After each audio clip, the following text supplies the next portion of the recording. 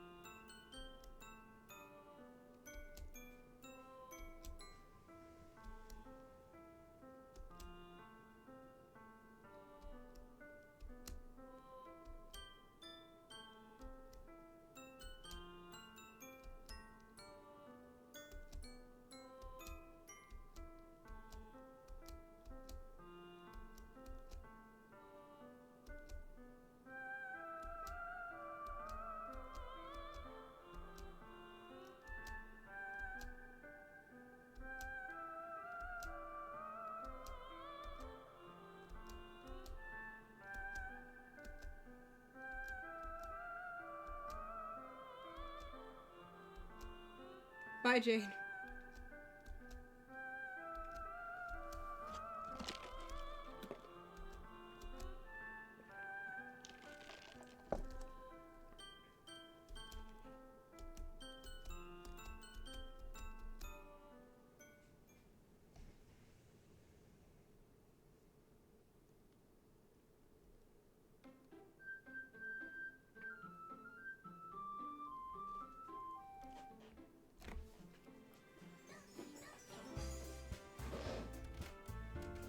Wait.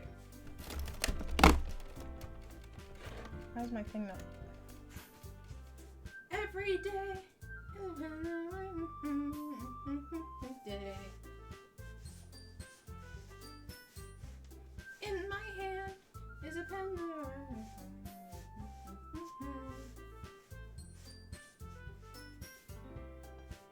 Flows down into a dark puddle. And him right your way into his heart. And in this world of infinite choices, what does it take just for me to have it all? She said, "You really left Sayori hanging this morning." Little bitch. Oh, babe, that is not the ending.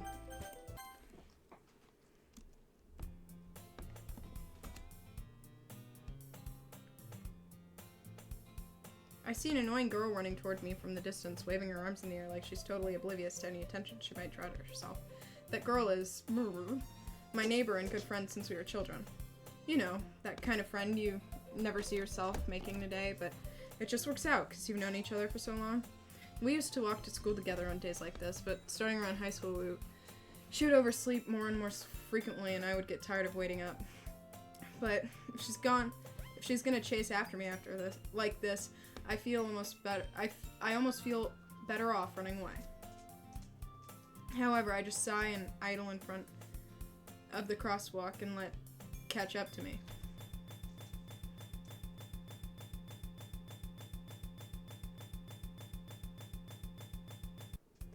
It's an ordinary school day, like any other. Mornings are usually the worst, being surrounded by couples and friends walking to school together.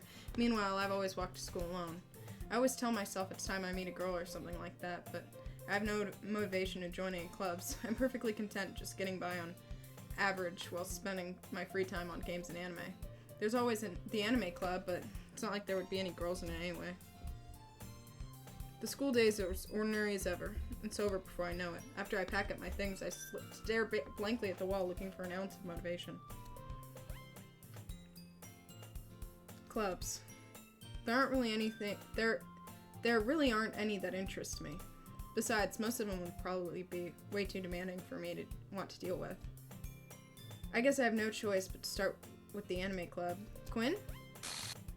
Monica? Oh my goodness, I totally didn't expect to see you here. It's been a while, right? Yeah, it has. Monica smiles sweetly. We do know each other. Well, we rarely talked, but we were in the same class last year. Monica was probably the most popular girl in class. Smart, beautiful, athletic. Basically completely out of my league. So having her smile at me so genuinely makes me feel a little... So, what did you come in here for anyway? Oh, I've just been looking for some supplies to use for my club. Do you know if there's any construction paper in here? I told you guys it would get interesting. Our markers? I guess you could check the closet. You're in the debate club, right? About that. I actually quit the debate club. Really? You quit? Yeah. To be honest, I can't stand all the politics around the major clubs. It feels like nothing but arguing about budget and publicity and how to prepare for events. I'd much rather take something I personally enjoy and make something special out of it. In that case, what club did you decide to join? Actually, I'm starting a new one. A literature club. Literature? Sounds kind of dull. How many members do you have so far? It's kind of embarrassing, but there are only 3 of us so far. It's hard to find new members for something that sounds so boring. Well, I can see that. It's really not boring at all, you know. Literature can be anything. Reading, writing, poetry. I mean, one of my members even keeps her manga collection in the club room. Wait, really? Yeah, it's funny, right? She always insists that manga's literature too. I mean, she's not wrong, I guess. And besides a member, right? Did Monica say she? Hey, Quinn. By any chance, are you still looking for a club to join? I mean, I guess so, but... In that case, is there any chance you could do me a big favor? I won't ask you to join, but if you could at the very least visit my club, it would make me really happy. Please? Well, I guess I have no reason to refuse. Besides, how could I ever refuse someone like Monica? Sure, I guess I could go check it out. Awesome! You're really sweet, Quinn, you know that? It's nothing really. Shall we go then? I'll look for materials another time. You're more important. And thus marks the day I sold my soul to Monica and her irresistible smile. I timidly follow Monica across the school and upstairs, a section of the school I rarely visit, being generally used for third-year classes and activities. Monica, full of energy, swings open the classroom door. I'm back! And I brought a guest with me. Eh? A guest? Seriously, you brought a boy?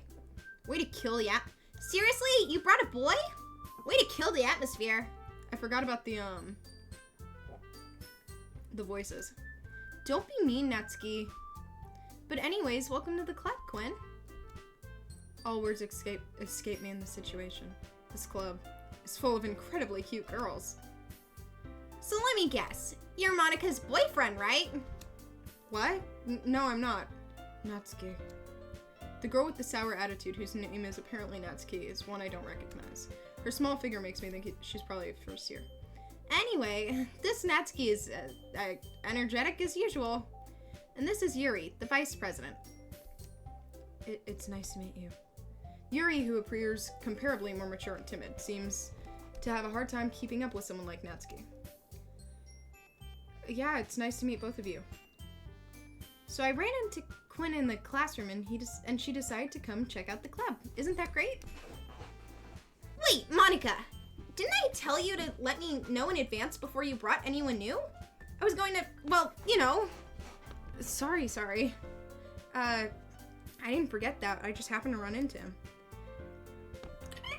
I have hiccups. I should at least make some tea, right? That would be great. Why don't you come and sit down, Quinn? The girls have a few desks arranged to form a table. Yuri walks to the corner of the room and opens the closet. Meanwhile, Monica and Natsuki sit across from each other. Still feeling awkward, I take a seat next to Monica. So, I know you didn't really plan on coming here, but we'll make you feel right at home, okay? As the president of the Literature Club, it's my duty to make the club fun and exciting to everyone. I'm surprised there aren't more people in the club yet. It must be hard to start a new club. You could put it that way. Not many people are very interested in putting out all the effort to start something brand new. Especially when it's something that doesn't grab your attention like literature. You have to work hard to convince people you're both fun and worthwhile. But it makes school events like the festival so much more important. I'm confident that we can really grow this club before we graduate. Right, Natsuki? Well, I guess. Natsuki reluctantly agrees. Such different girls, all interested in the same goal. Same girl. Monica must have worked hard to find these two. Hello. Yuri returns to the table carrying a tea set. She carefully places the teacup in front of each of us before setting down the teapot in the middle. You keep a whole tea set in this classroom? Don't worry, the teachers gave us permission. After all, doesn't a hot cup of tea help you enjoy a good book? I guess. Don't let yourself get intimidated. Yuri's just trying to impress you. That's not. No, I've played this like a dozen times. When I was like little though. Like I haven't played since pre-COVID. Maybe not pre-COVID. Maybe about like 2020 something. I meant that, you know, I believe you. Well, tea and reading might not be the pastime for me, but I at least enjoy tea. I'm glad. Yuri faintly smiles to herself in relief. So Quinn, what kind of things do you like to read? Well, considering how, I'm skipping around because we already kind of did this at the first part.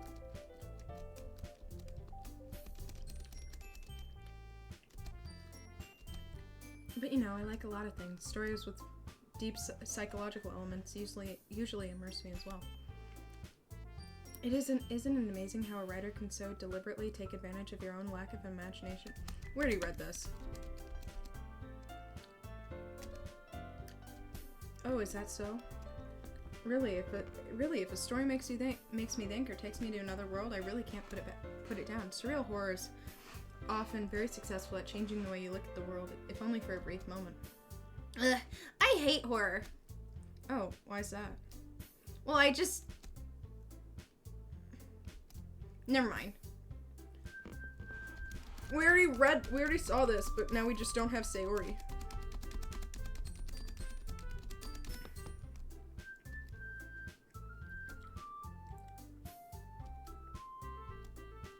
I hope you guys don't mind that I'm kind of running through this, though. Oh my god, gave it! Woo!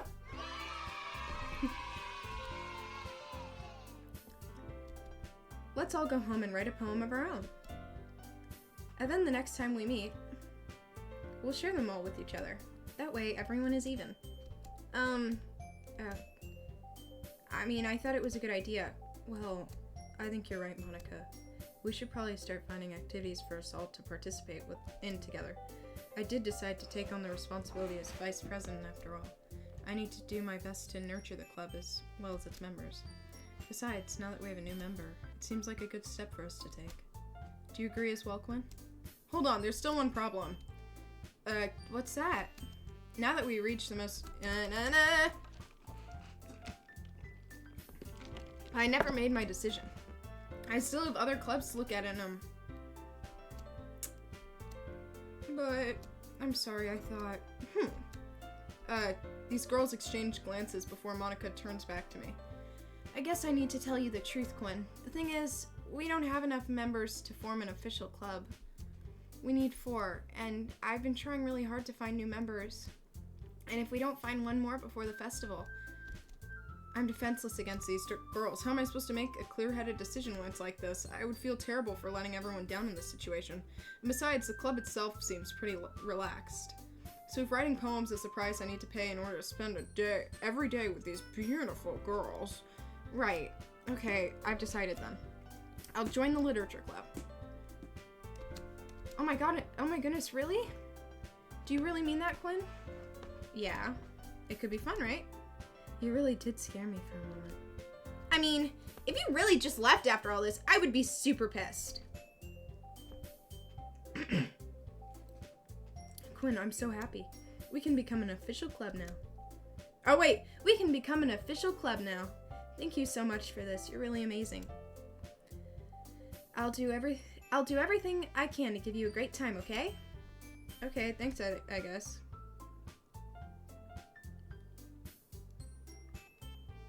You notice Monica never does say what will happen if he doesn't join the club. Okay, everyone. I think with that, we can officially end today's meeting on a good note. Everyone remember tonight's assignment. Write a poem to bring to the next meeting. Quinn, I look forward to seeing how you express your work. Yeah. Can I really impress the class star Monica with my mediocre writing skills? I can already feel the anxiety welling up inside me. Meanwhile, the girls continue to chit-chat as Yuri cleans up the tea set. I guess I'll be on my way then. Okay, I'll see you tomorrow then. I can't wait. Wait. When it's a journal, I don't even remember what'll happen to what would have been Sayori's. Natsuki, Yuri, and of course Monica. Will I really be happy spending every day in a literature club? Perhaps I'll have the chance to grow closer to one of these girls. Alright, I just need to make the most of my circumstances, and I'm sure good fortune will find me. And I guess that starts with writing a poem tonight. I've unlocked a special poem. Things I like about Papa. I like when Papa comes home early. I like when Papa cooks me dinner. I like when Papa gives me an allowance. I like when Papa spends time with me. I like when Papa asks me about my friends. I like when Papa asks me about anything. I like when Papa gives me lunch money. I like when Papa comes home before sundown. I like when Papa cooks. I like when Papa gives me privacy. I like when Papa doesn't tell me how to dress. I like when Papa doesn't comment on my friends. I like when Papa doesn't comment on my hobbies. I like when Papa comes home without waking me up. I like when Papa keeps food in the house. I like when Papa uses his inside voice. I like when Papa leaves my stuff alone. I like when Papa accidentally drops coins on the couch. I like when Papa is too tired to notice me. I like when Papa is too tired for anything. I like when Papa is too tired for anything.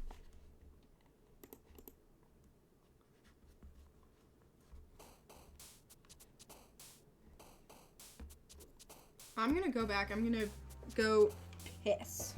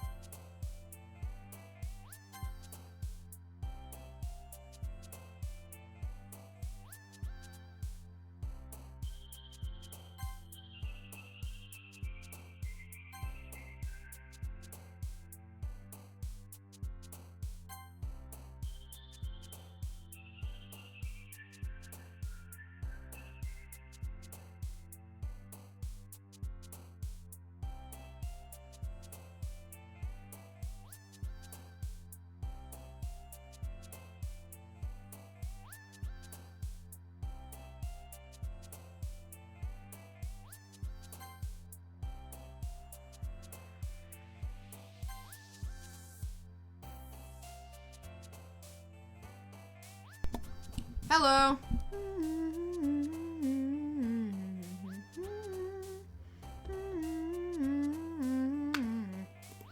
No! Why does she like sauce?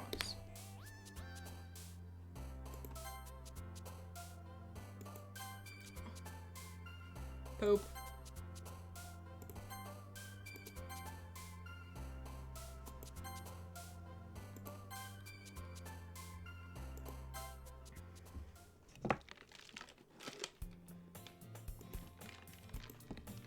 Babe, did you expect the ending from, or did you expect what happened to Sayori?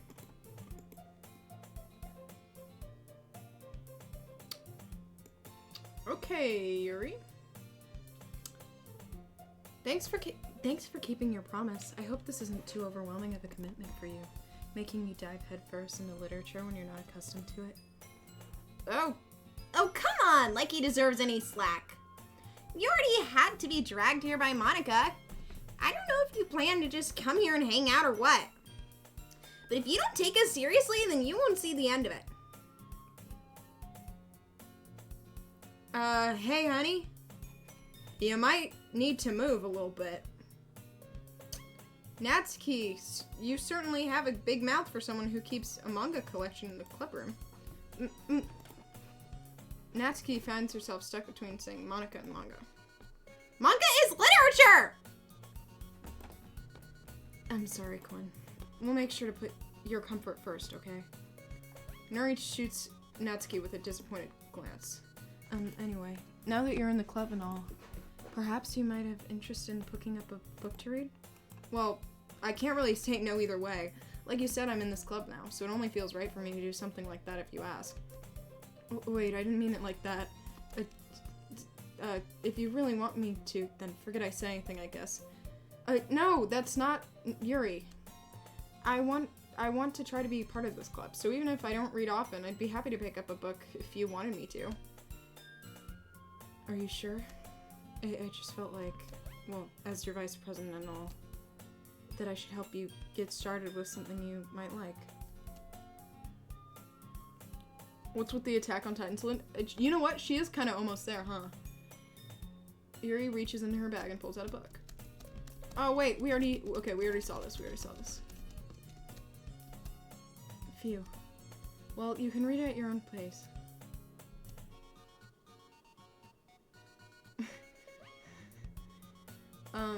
I look forward to hearing what you think. Now that everyone's settled in, I expected Monica to kick off some scheduled activities for the club, but that doesn't seem to be the case. Yuri's face is already buried in a book. I can't help but notice her intense... Okay. Did we already stare at her? I'm really curious to talk to Yuri a bit more.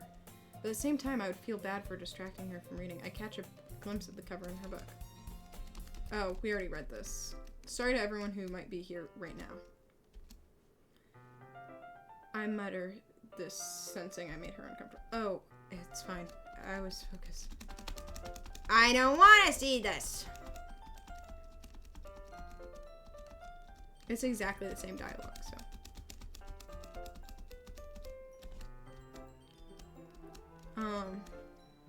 Not the thing about the limbs. That's kind of dark. Yuri made it sound like it was gonna be a nice story, so that dark term came from nowhere. Are you not a fan of that sort of thing, Quinn? No, it's not that. I mean, I definitely enjoy these kind of stories, so don't worry. I hope so. Yeah, I totally forgot Yuri's into those things. She's so shy and reclusive on the outside, but her mind seems completely different.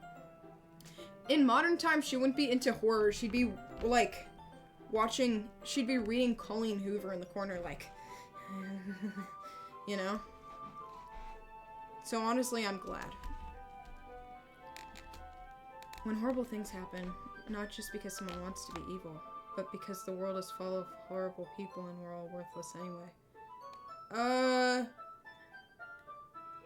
Yuri, I don't know if you mean that. Then suddenly...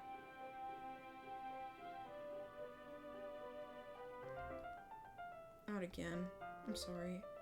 Hey, don't apologize. I haven't lost interest or anything. Well, I guess it's alright then. But I feel like I should let you know that I have this problem. When I let things like books or writing fill my thoughts, my whole body... Whoa! I kind of forget to pay attention to other people. So I'm sorry if I end up saying something strange. And please stop me if I start talking too much. I really don't think you need to worry. That just means you're passionate about reading. The least I can do is listen. It's literature club after all. That's true. In fact, I might as well get started reading. Yes. I mean, if you don't have to, but what are you saying? Let me just get the book. I quickly retrieved the book that I had put into my bag. Alright, is it fine if I sit here? I slip into the next seat. Are you sure? You seem a little apprehensive. I'm sorry. It's not that I don't want you to, it's just something I'm not very used to. Alright. I open the book and start the prologue. I soon understand what Yuri means about reading in company. It's almost like I can feel her presence over my shoulder as I read. It's not a particularly bad thing. Maybe a little distracting, but the feeling is somewhat comforting. Yuri is in the corner of my eye. I realize she's not actually looking at her book. I glance over. It looks like she's reading from my book instead. Sorry. I was just bathing in the... Whoa! She said, I was just bathing in the... in your body heat. Freak! Freak alert! Yuri, you really apologize a lot, don't you? I do. I don't really mean to. Sorry. I mean, Here, this should work, right? I slide my desk up until it's up against Yuri's and hold my book more between the two. I suppose so. Yuri timidly closes her own copy. Once we each lean in a bit, our shoulders are almost touching. It feels like my left arm is in the way, so instead I use my right hand to hold the book open. I guess it makes it kind of difficult to turn the page. Here. Yuri takes her left arm, and holds the left side of the book between her thumb and forefinger. I do the same with my right. That way I turn the page and Yuri slides it under her thumb and flips it to her side. But holding it like this, we're huddled even closer together than before. I have hiccups. It's as if I can feel the warmth of Yuri's face, and she's in the corner of my vision. Are you ready?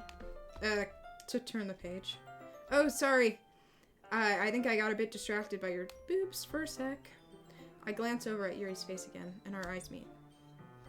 I don't know how I'm gonna be able to keep up with her. That's okay. You're not as used to reading, right? I don't mind being patient if it takes a bit longer. It's probably the least I can do since you've been so patient with me. Yeah, thanks.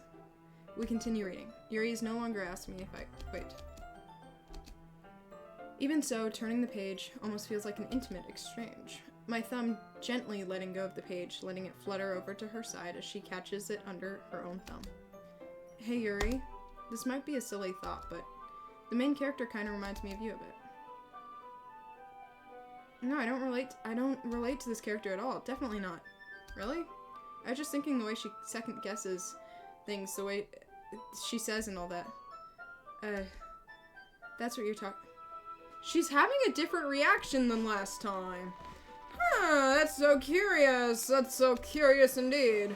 Sorry, I thought you meant something else about her. Never mind. We didn't even get that far yet, so I don't know why that came into my head.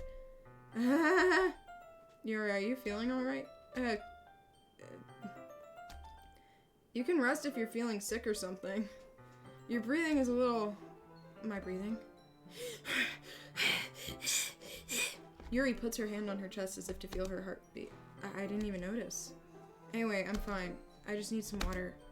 Alright. Alright, don't push yourself. That's new! Yuri stands up and practically rushes out of the classroom. What on earth was that about? Quinn, did something happen just now? I have no idea. Yuri was acting a little strange, I guess. So you don't know anything. Sorry, I can't say I do. Are you worried about her? Oh no, not really. I was just making sure you didn't do anything to her. No, nothing. Don't worry, I believe you, silly. Yuri just does that sometimes, so it's nothing alarming. Alright, if you say so. Anyway, why don't we start with sharing our poems with each other? Shouldn't we wait for Yuri?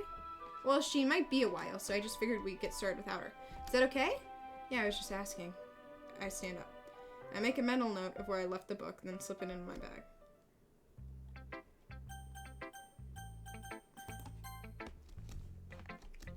It's probably only fair if I shared mine with her first. Quinn, if you're not gonna take this club seriously, then go home. What? Harsh. You expect me to believe you actually put effort into this? Do you think I'm stupid? I'm not a writer. Maybe it's not very good, but yeah, I did put in effort. We all start somewhere, right? If you're so Oh, we already know what she says here.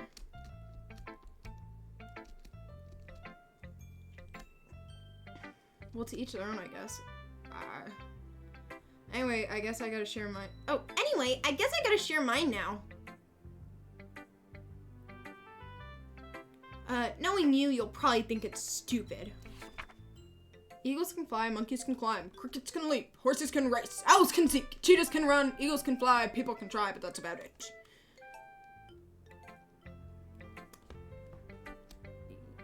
Yeah, I told you you're not gonna like it. I like it. Everyone in high school thinks writing has to be all sophisticated and stuff. So people don't even take my writing seriously.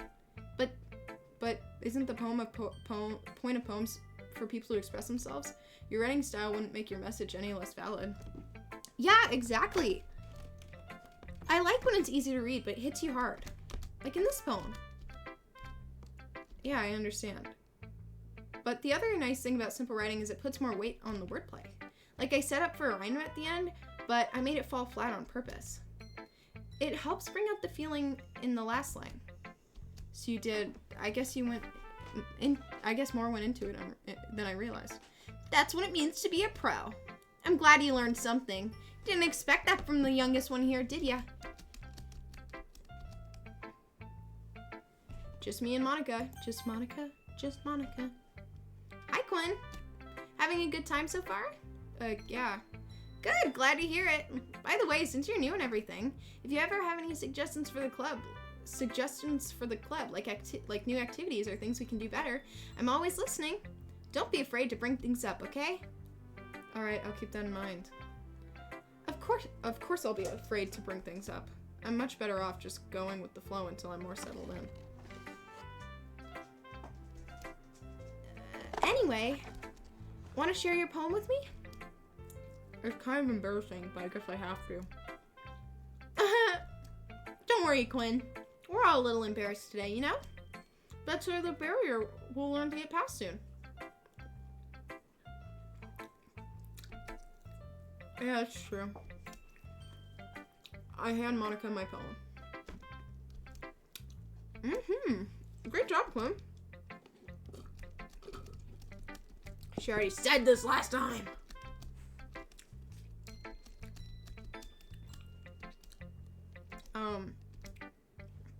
Sometimes I feel like Yuri's mind is totally detached from reality. I don't mean like it's a bad thing though, but sometimes I get the impression she's just totally given up on people. She spends so much time in her own head, it's probably a much more interesting place for her. But that's why she gets so happy when you treat her with a lot of kindness. I don't think she's used to being indulged like that. She must be really starved for social interaction, so don't blame her for coming on so strongly. Like earlier. I think if she gets too stimulated, she ends up withdrawing and looking for alone time. Suddenly the door opens. Yuri! I'm back. Did I miss anything? Not really. Well, we each started sharing our poems with each other.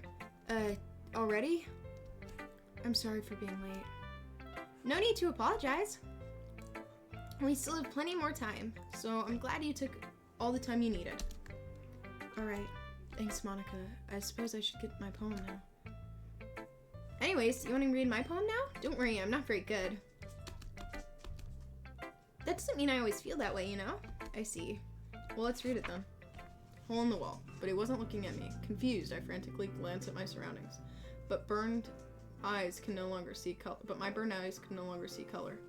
Are there others in this room? Are they talking? Are they simply poems on a flat sheet of paper? The sound of frantic scrambling, playing tricks on my ears. The room begins to crinkle, closing in on me. The air I breathe dissipates before it reaches my lungs. I panic. There must be a way out. It's right here. He's right there. I swallow my fears. I brandish my pen. I think it's different from last time, bitch. 6 for you, 9 o'clock for me, bitch. I mean, bud. Sorry, I'm not really the right person to ask for feedback. Girl, I don't care. You already said it before. epiphany. Anyway, here's Monica's writing tip of the day. Sometimes when you're writing a poem or a story, your brain gets fixated on a specific point if you try too hard to make it perfect. You already said this. So just move your hand and go along with the flow. That's my advice for today. Thanks for listening. It's Yuri time. We want Yuri. We want Yuri.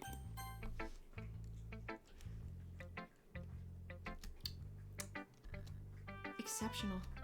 What was that? Did I just say that out loud? Yuri first covers her mouth, but ends up covering her whole face. Ooh. She's gonna hate me. You really didn't do anything wrong, Yuri. I guess you're right. What am I getting so nervous for? So, what kind of writing experience do you have? Your use of imagery and metaphors indicates you've written a lot of poetry before. Really? Wow, that's a huge compliment coming from you. This is actually my first time, really. Huh? Well, I know that. I just meant, She traces her finger along the words in the poem, as if breaking it down more thoroughly. Yeah, okay. This is the reason I was able to tell. It's just that there's specific writing habits that are usually typical of new writers. And having been through that myself, I learned to pick up on them. And the most noticeable thing I recognize in new writers is that they try to make their style very deliberate. In other words, they tend to pick a writing style separate from the topic matter, and they form fit the two together.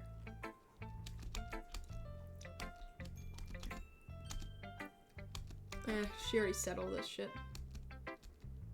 Steven, you missed so much. Like, so much. I recommend you go back. Like, oh, wow.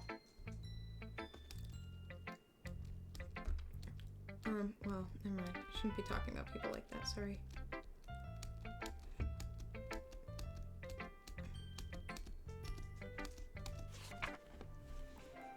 Ghost under the light. The tendrils of my hair illuminate beneath bathing. It must be this one. I think hers is the same still. I'm sorry, I have such terrible handwriting. I just don't read script very often. I actually think your handwriting is pretty. That's a relief. I liked the poem. Even though it's short, it was really descriptive. It wasn't too short. I usually write longer poems. Not at all. I'm really glad you like it, I'll be honest. Since it's our first time sharing, I wanted to write something a little more mild, something easy to digest, I suppose. Ugh, you already said this. How?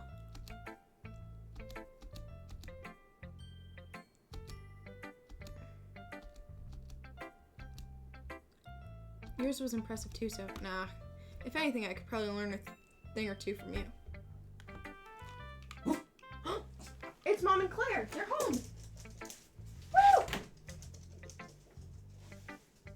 So in this world of infinite choices, what does it take just for me?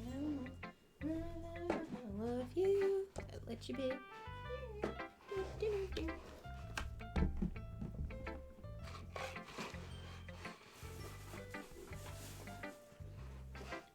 For me.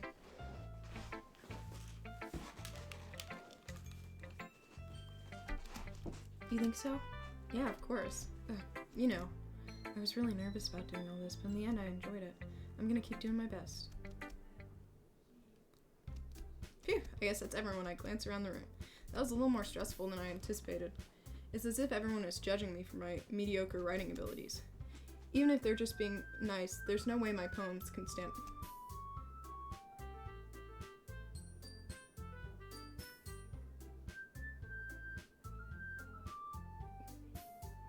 That sounded really off-key, but only for that moment. To a dark bottle, just me and him, reach way into his heart. And in this world of no choices, just be. Oh, they're about to fight! Yours is cute. Cute? Did you completely miss the symbolism or something? It's clearly about the feeling of giving up. How could that be cute? I know that. I just meant the language, I guess. I was trying to say. You have to try that hard to come up with something nice to say? Thanks, but it really didn't come out nice.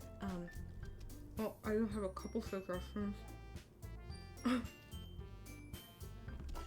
If I was looking for suggestions, I would have asked someone who actually liked it. Oh, it was to clean my room. I don't care what they talk about. Oh, I didn't realize you were so impressed in trying to invest in trying to impress our new member. That's not.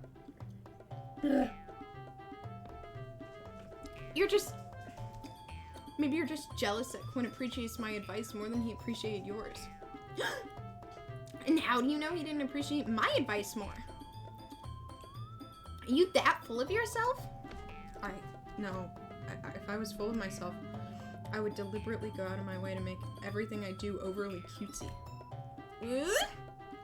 Well, you know what? I wasn't the one whose boobs magically grew a size bigger as soon as Quinn started showing up. Natsuki. Natsuki, that's a little... This doesn't involve you. Taking out your own insecurities on others like that. You really act as young as you look, Natsuki.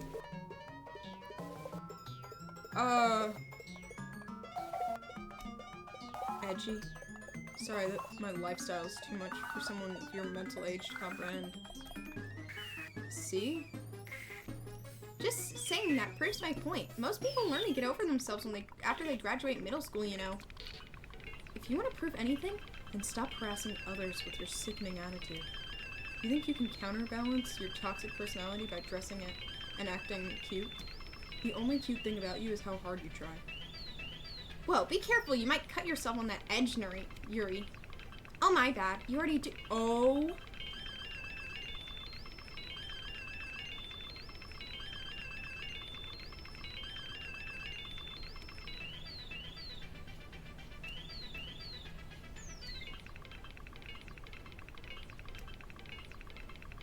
I don't want to voice act this. She's just trying to make me look bad. That's not true. She started it.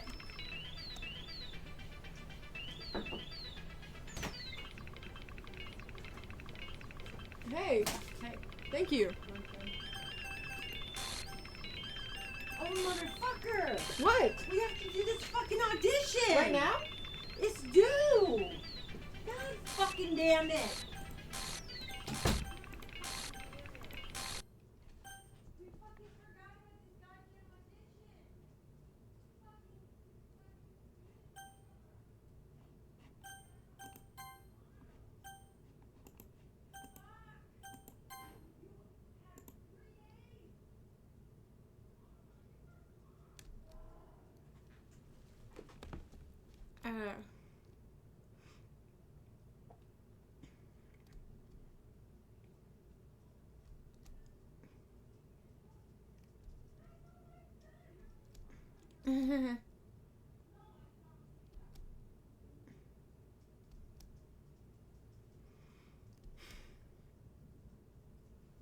But I never had it in me to put my foot down against others. You understand, right? Anyway, if this makes you want to spend less time with others, then that's fine. I'd be happy to spend time with you instead. No, I don't think, I think it already, the due date was yesterday.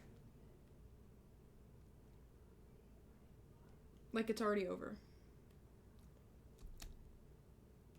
She's crying. Natsuki!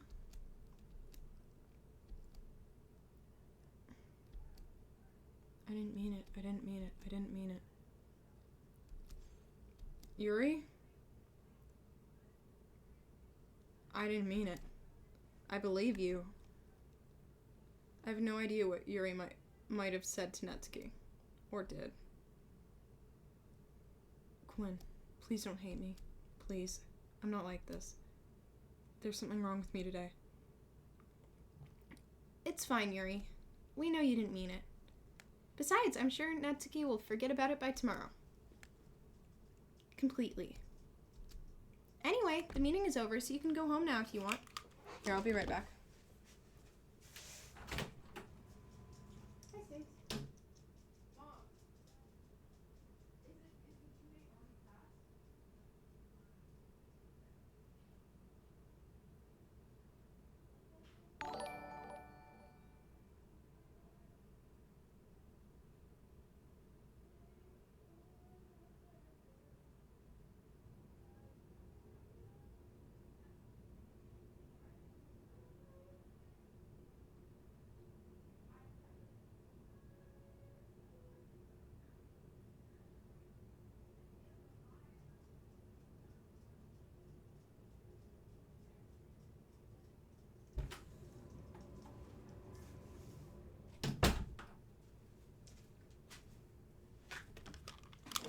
I'm gonna see how far I can get in this, but I don't know.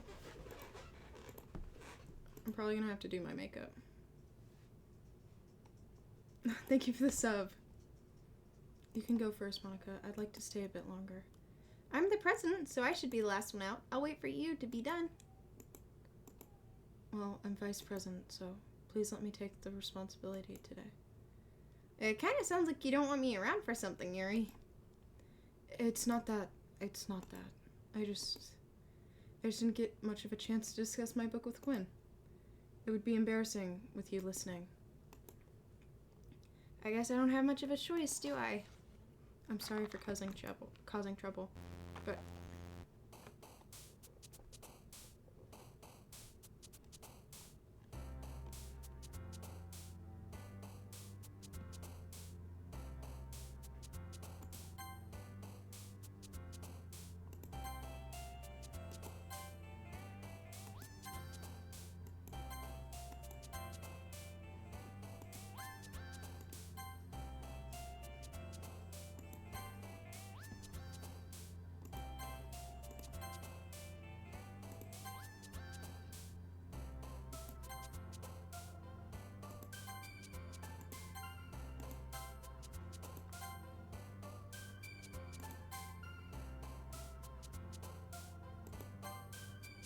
Damn it, I made that mistake again.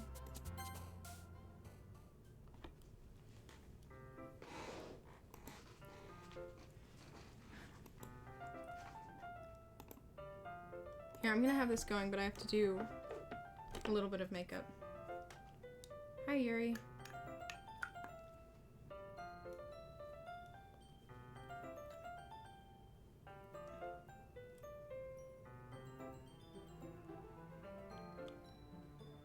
I love you too, you guys.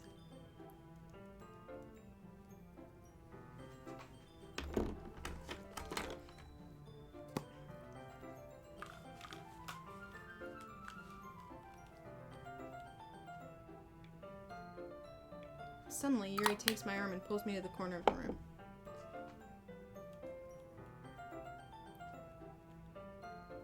About yesterday, I really need to apologize. Nothing like that has ever happened before. And something just came over me, I guess. I wasn't acting mentally sound. Please don't think we're usually like this.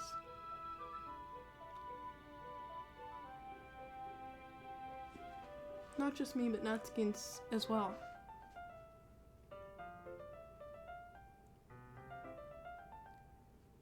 I'm happy you consider it and apologize. You don't have to worry so much.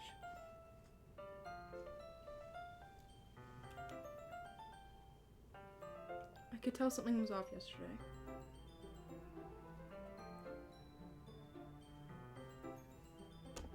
Maybe we were all just a little extra sensitive. Hi, Jade. That's really funny. It didn't make me think any less of you. I already had decided there's no way you could be a bad person.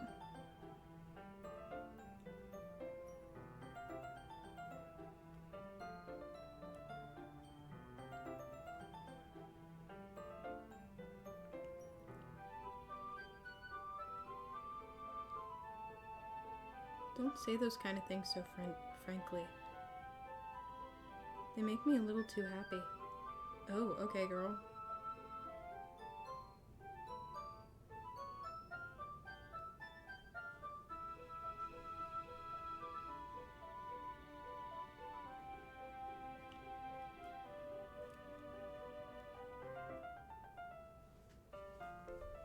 I look crazy with... Sorry, what am I saying right now? I just... Hey, have you guys seen Monica?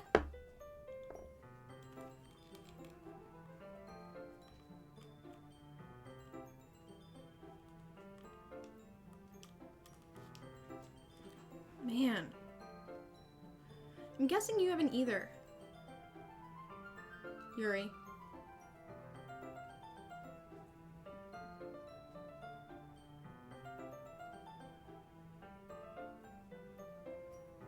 No, I haven't.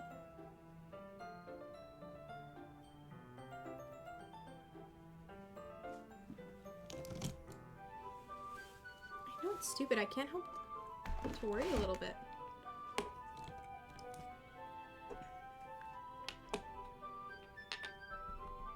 Why are you all looking at me like that?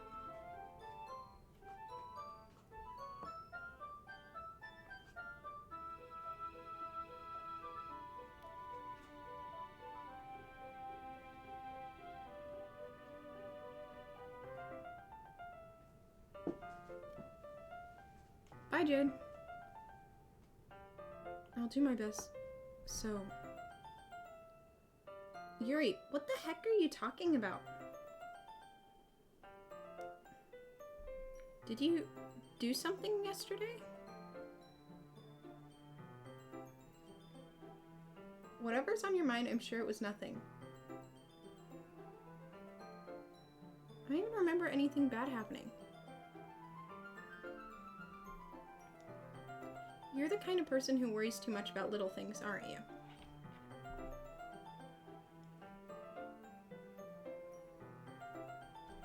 But...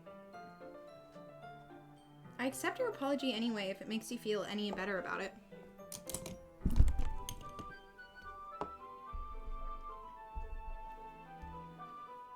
Yuri does all sorts of stuff that you can't really say on stream.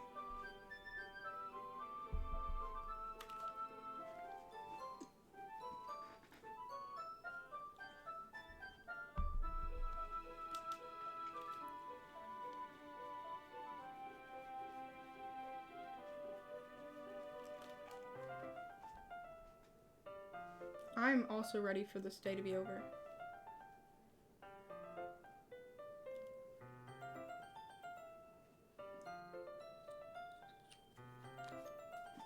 I'm so bad at nose contour. I always make my nose look bigger than it was.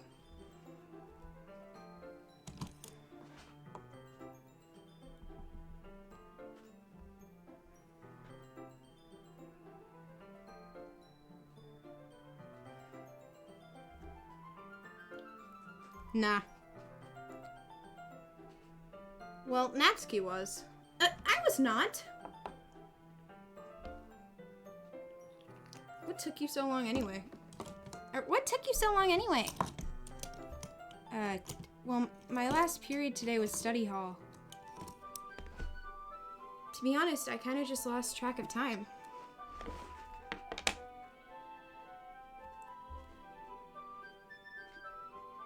That makes no sense, though. You would have heard the bell ring, at least.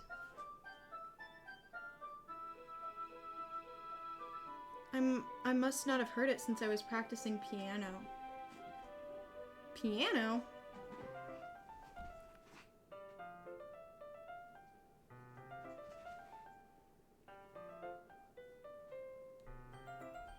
Don't give me more credit than I deserve.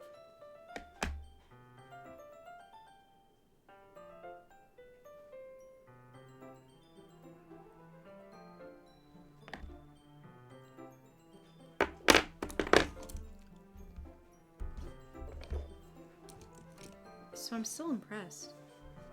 Aw, well thanks, Yuri.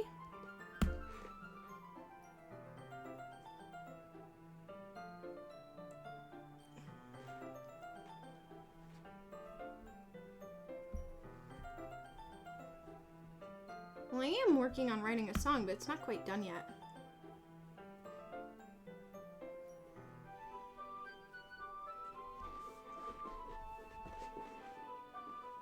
I wonder if it's the song that's playing right now.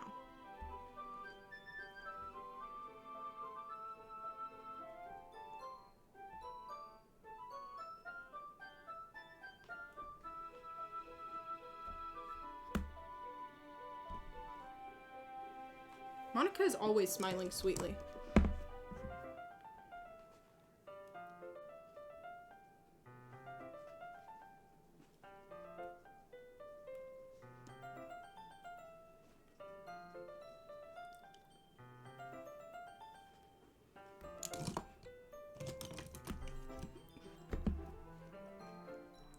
Sorry I'm not reading it aloud anymore. I'm trying to... I know I have to do my audition.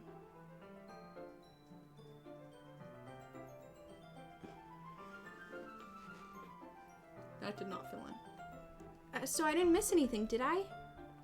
No, not really.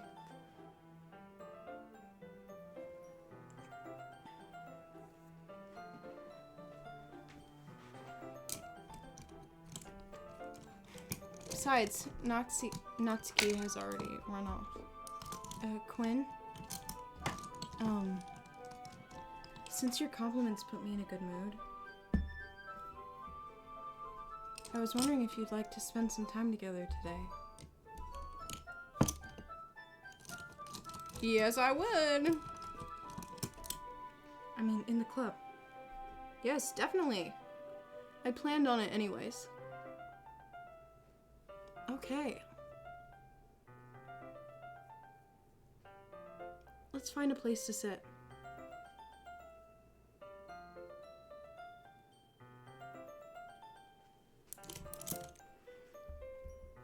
I'm being a little forceful, aren't I? I'm sorry. My heart just won't stop pounding for some reason.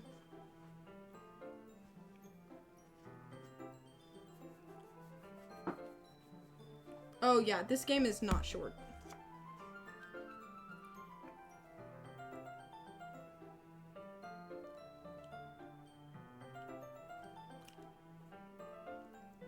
It could actually technically go on forever.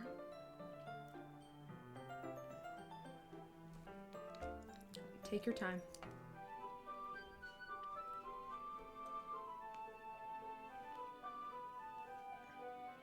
6, 7, 8, 9. That's fucking crazy. I need to put my freckles back. Do you mind if I make some tea first? Not at all. I'll just have it on auto again. Yuri hands me the water pitcher and also fetches an electric kettle. I'm gonna plug this thing into the teacher's desk and then go get some water.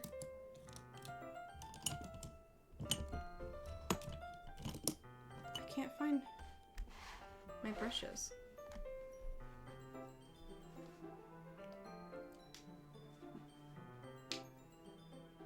To my surprise, the way she walks, or the way she moves, really contrasts her speaking mannerisms. Especially because of her long legs. Yuri appears elegant and methodical. Okay, may I have the water pitcher? Thanks, I'll be right back. I might as well walk with you. That's okay. She was chill with it last time. Just saying. Just saying. And then Monica was like, for wiki.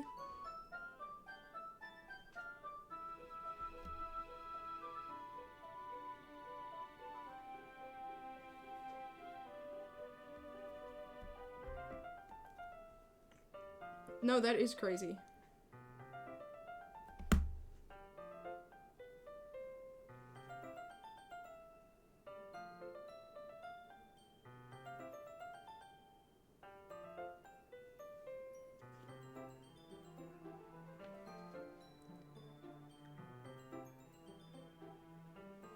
Ten minutes is kind of a long ass time, I'll be honest.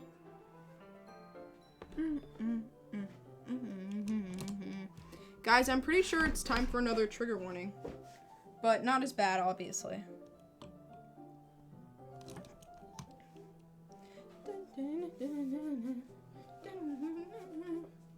Oh no. Girl is getting freaky at the water fountain. Girl is getting freaky at the water fountain. It's coming from around the corner. It sounds like breathing. Gah! Sharp inhale, like someone sucking in air through their teeth. Uh-oh, Diva. Are they in pain? I reach the corner and peer around it. Yuri?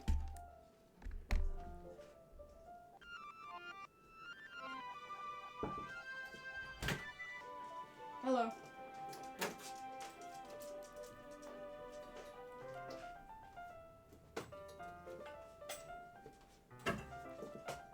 I started doing my makeup. I'm almost done. Okay. But if you want to work with Claire first, that's fine. Yeah. I can't find my... Yeah, she's a little bit of a freak. I'll be honest. Of course.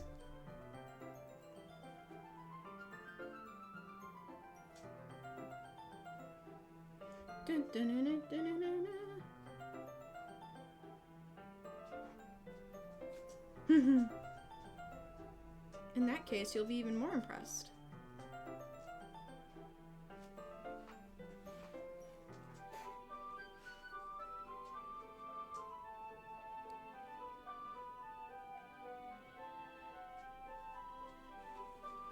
To my surprise, she even starts humming a little to herself. You must be in a good mood. Now, is that so?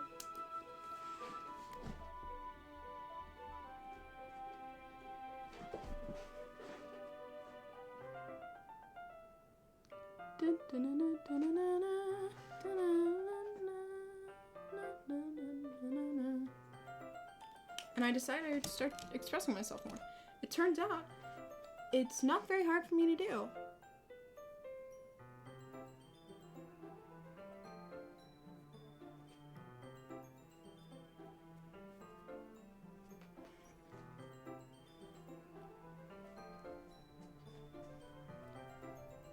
You're always worrying about me, Quinn. Oh wait, you're always worrying about me, Quinn. It's very endearing. That's... Yuri wasn't kidding. I don't even know if I could keep up with this. Oh, happy birthday, dude. Shit. Quinn, I have another request. Do you mind if we sit on the floor today? Why's that?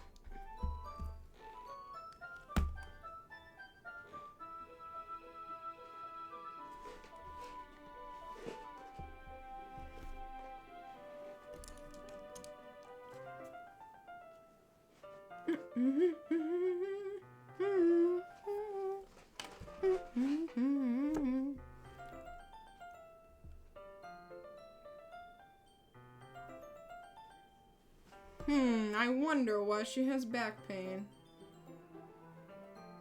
Spoiler alert, it's because of her giant boobs.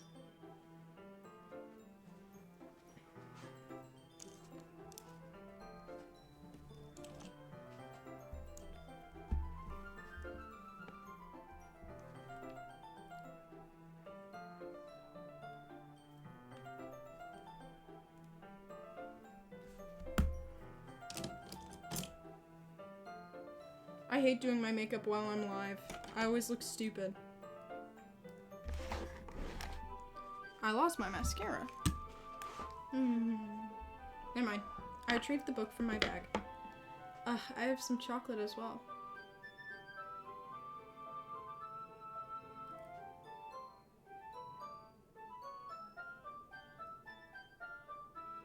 Okay, well, it's worse than usual. It's hard to do my makeup while I'm live. Especially because I don't want to, like, spend all my time looking in the mirror right now because I'm live. We assume the same reading position as last time, each holding one half of the book. Except this time, our bodies are even closer to each other. Oh, shit. What the fuck? Why is there giant red long hair in my mascara? I don't know if it'll show up.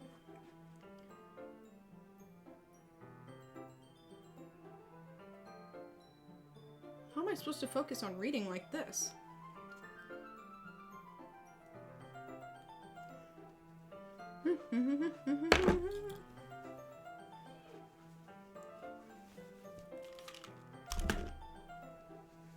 Your teacup.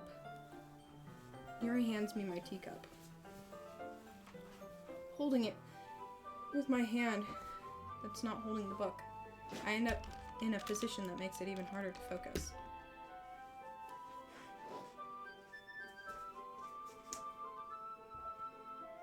Oh, I can't do stripes for an audition. That looks bad. No, I'll do it. Who cares? Yuri hasn't noticed a single thing. She wears her intense reading facial expression, and I can only presume the world around her has faded away. No, I think I'll just pause stream. Oh, or like, I think I'll just be right back. You know what I mean?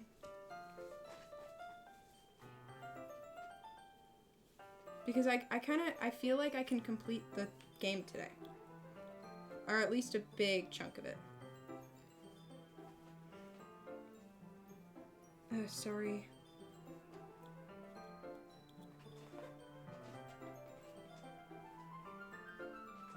Here, I feel like I can skip forward quite a bit. Because we already saw this, remember?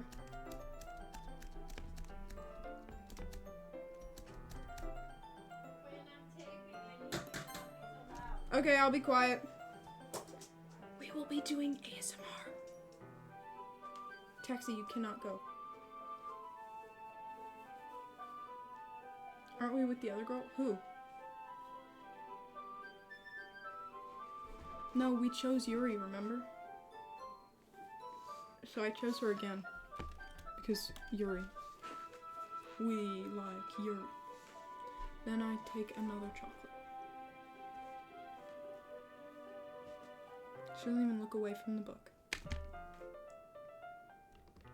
She simply parts her lips as if the situation was completely natural. What happened to the pink-haired one? Were you not here when it happened? She looks so cute.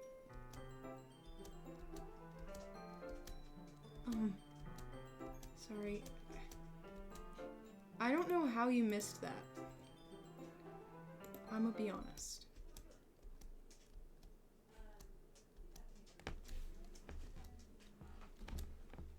Oh, shit, that's new. Quinn, my heart.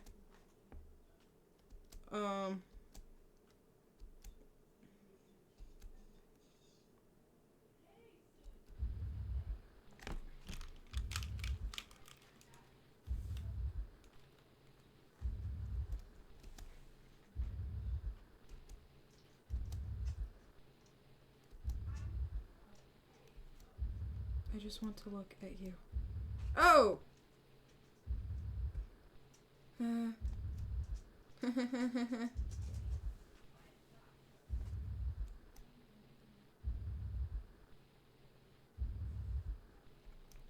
Gulp.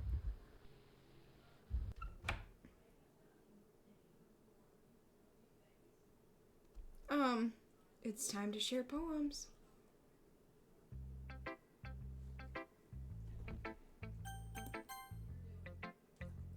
I've been waiting for this. Let's see what you've written for today.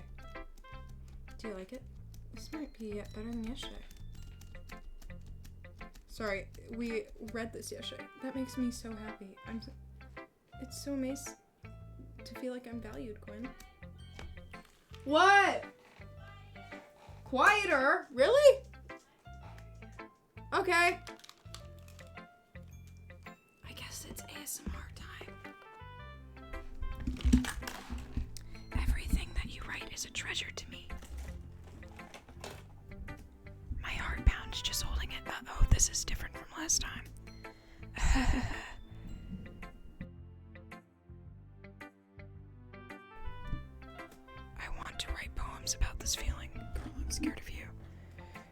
that bad, Quinn? Yes. You are just being weird, I can confirm. I'm having a harder time than usual concealing my emotions. I'm kind of embarrassed. You should be. But right now I just want you to read my poem too, okay? Wheel. A rotating wheel turning on an axle. Axle. Grinding. Both head. Wait, what? Linear gearbox, falling sky, 7 holy stakes, a dock ship. No! Shit, I didn't mean to skip that. Wait, what was it? Shit. What did it say? No! I didn't mean to skip that.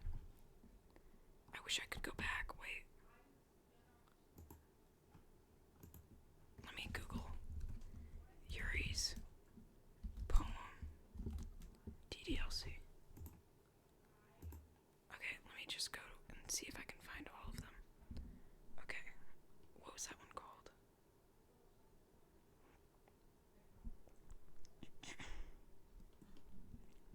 Okay, wheel.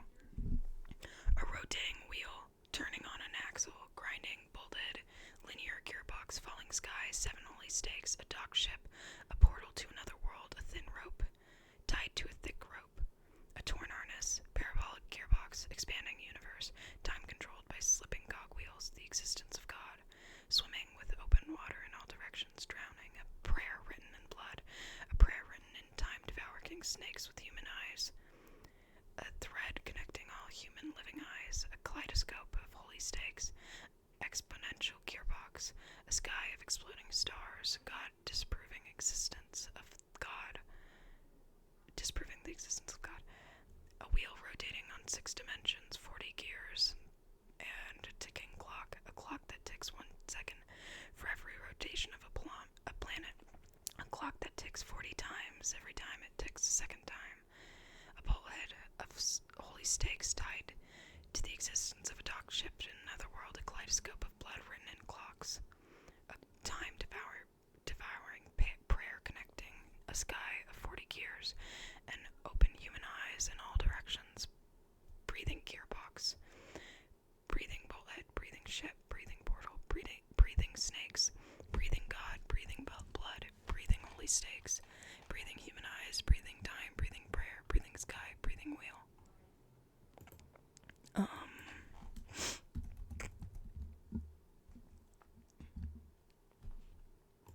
Okay.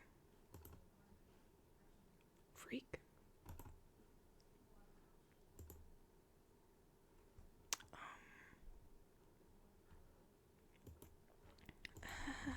It doesn't really matter what it's about. My mind has been a little hyperactive lately, so I had to take it out on your pen. Wait, what? A pen fell out of your back. Oh. Please tell me you did not use that pen for what I think it is.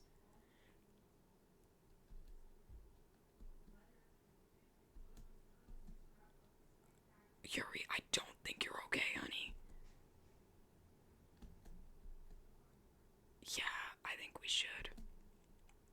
I don't want the poem. I don't want to keep it.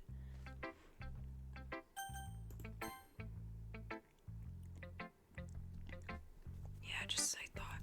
Quinn, come on. I'm not stupid. I know how much time you've been spending with Yuri. It's obvious you care more about impressing her than improving your writing. To put it bluntly, it's kind of pathetic. Damn. Why are you even in this club, Quinn? Honestly, I thought getting a new member would help everyone get more involved together. Not exclude each other even more. This is such a stupid activity anyway. Look, I'm not in a good mood today. I just don't feel like talking like right now. Please go away. Quinn, I think you saw something earlier you weren't supposed to see. I didn't want to have to tell you this, but I don't think I have a choice. It's getting kind of dangerous for you to spend time with Yuri. I don't know why, she seems pretty excitable when she's around you, which shouldn't be a problem in itself, but when Yuri gets too excited, she finds a place to hide and starts. Isn't that kind of messed up? She even brings a different one to school every day like she's a Jesus, Monica. I mean, it's definitely not because... What? I think she's...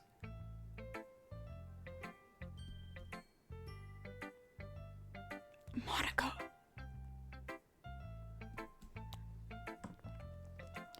point? Oh my god, bro. I'm enabling her. Bitch, shut the fuck up.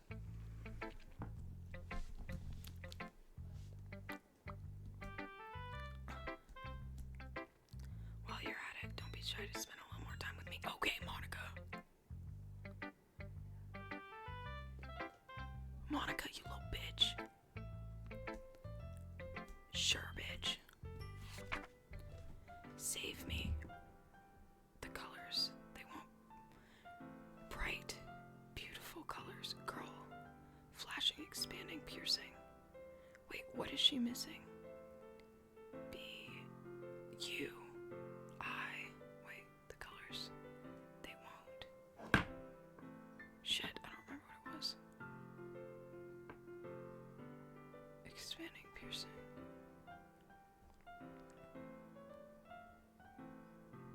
I'm so curious what. Oh. It's very different, but I'm so curious.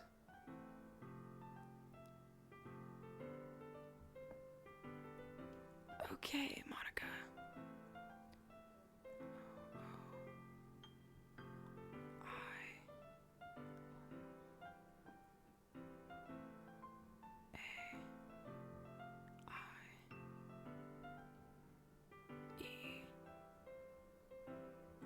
Okay, Monica. Delete her. Monica, what the fuck does that mean? I'm not deleting anyone. Oh. Honey, I don't know if it's abstract. I think you're losing your mind.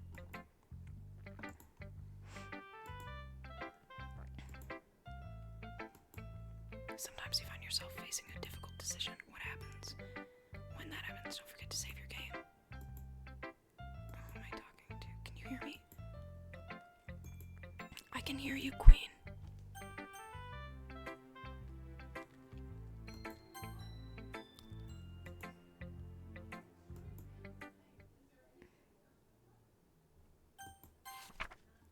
A dream. I was wandering an abandoned warehouse at night. I was lost, looking for an exit.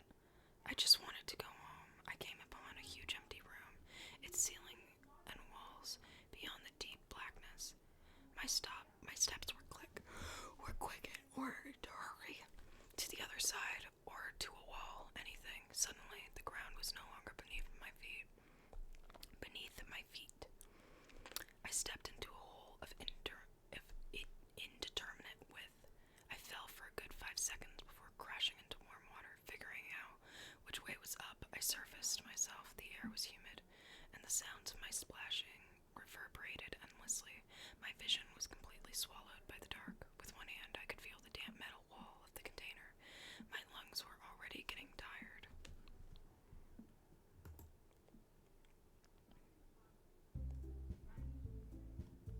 Okay, Monica. Yeah, I think we're done, hon.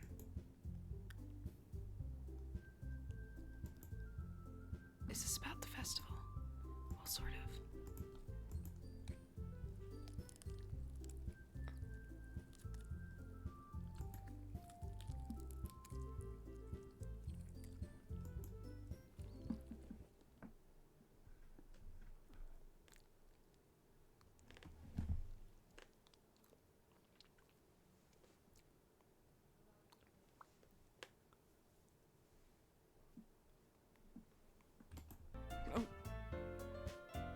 I don't really do well with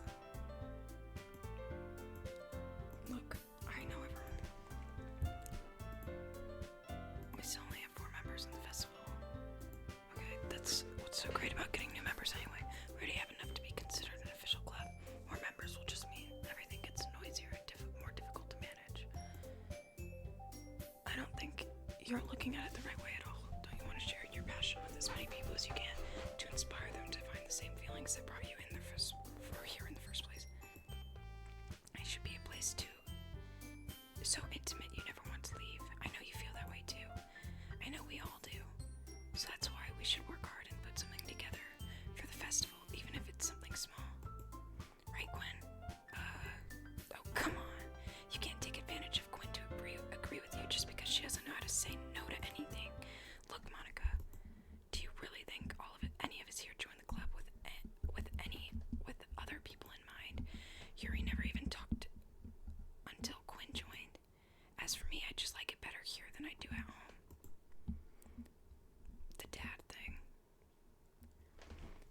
wasn't even passionate about literature in the first place. And that's everyone. Rest in peace, Sayori. Sorry, but you're the only one who's interested in finding new members. The rest of us are fine like it is. I know you're the president of all, but you should really consider our opinions for once. Monica is clearly taken aback. It's not true at all. I'm sure you and Quinn want more members too, right? I don't know about Yuri, but I'm kind of indifferent. If I showed as much enthusiasm as Monica wanted, then I would probably be lying. Girl, oh my god, how did you miss that she died? You really need to watch the VOD. No, Natsuki's right, isn't she? This club is nothing more than a place for a few people to hang out. Why do I think everyone here saw the same way I did? I know you left your house. You need to watch the VOD. But it doesn't matter, we're against getting new members or anything. Quinn, why did you even join this club? Were you hoping to get out of it? Well, that's not really something I can be honest about. In fact, if I remember, you weren't even given a choice not to join. Monica sits down and stares at her desk. What's the point of all this anyways? What if starting the club was the mistake? Now you've done it, Natsuki. What? Me? I just spoke my mind. Is it a crime to be honest? It's not about being honest. It's about word choice. Besides, you have no right to speak for everyone else in the club like that. You don't understand at all. I just want a place that feels nice to hang out with a few friends. Is there a problem with the club being that for me? There aren't many other places like that for me. And now Monica wants to take that away from me. She's not taking anything away. No, Quinn. It's not the same. I won't be in the same with the direction she wants to take it. If I wanted that, then I could have joined any other stupid club. But this one, I mean, at least for a little bit of time, things were nice. Natsuki starts packing up her things. I'm going home. I feel like I don't belong here right now. Natsuki. This is bad. I don't know what to do. Well, do you have an opinion on the festival? I don't know. I'm kind of indifferent, I guess.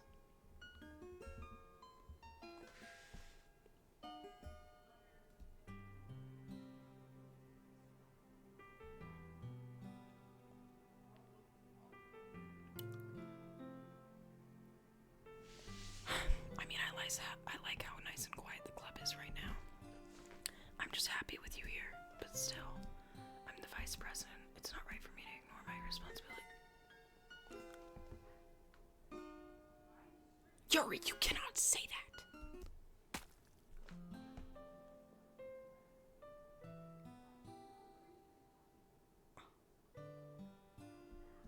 Yuri, what the fuck is wrong with you, bitch?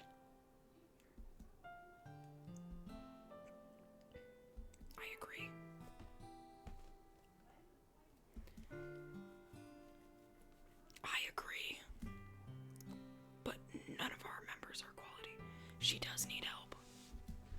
I see. I really agree with you. Each member contributes their own qualities in a special way. With each change in members, the identity of the club as a whole will change too. I don't think that's necessary. Honey, is your eye okay? Oh, honey. Stepping out of your comfort zone every once in a while. So if you would like to help Monica with the festival, then I'm on your side as well. Alright, well, maybe we could all talk to Natsuki tomorrow. Yuri nods. Hey, Yuri. I know things were a little awkward yesterday, but I feel like you deserve to know that I still think you're a wonderful vice president and also a wonderful friend. Monica, I want to do everything I can to make this the best club ever. Okay?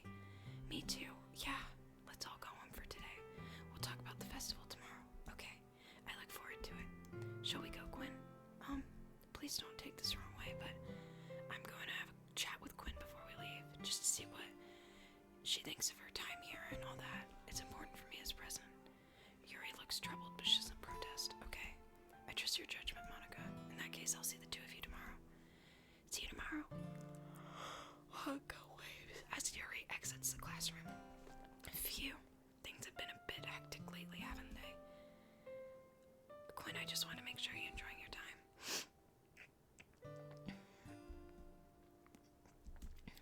I really do care about you, you know. I don't like seeing the other girls give you a hard time. Without me and Natsuki and everything, and Yuri being a bit, you know. Sometimes it feels like you and I are the only real people here. You know what I mean? But it's weird, because all this time you've been here, we've hardly gotten to spend any time together. I mean, I guess it's technically only been a couple days. Sorry, I didn't mean to say something weird. There's just some things I've been hoping to talk about with you. Things I know only you can understand. That's why... Wait, not yet. No. Stop it.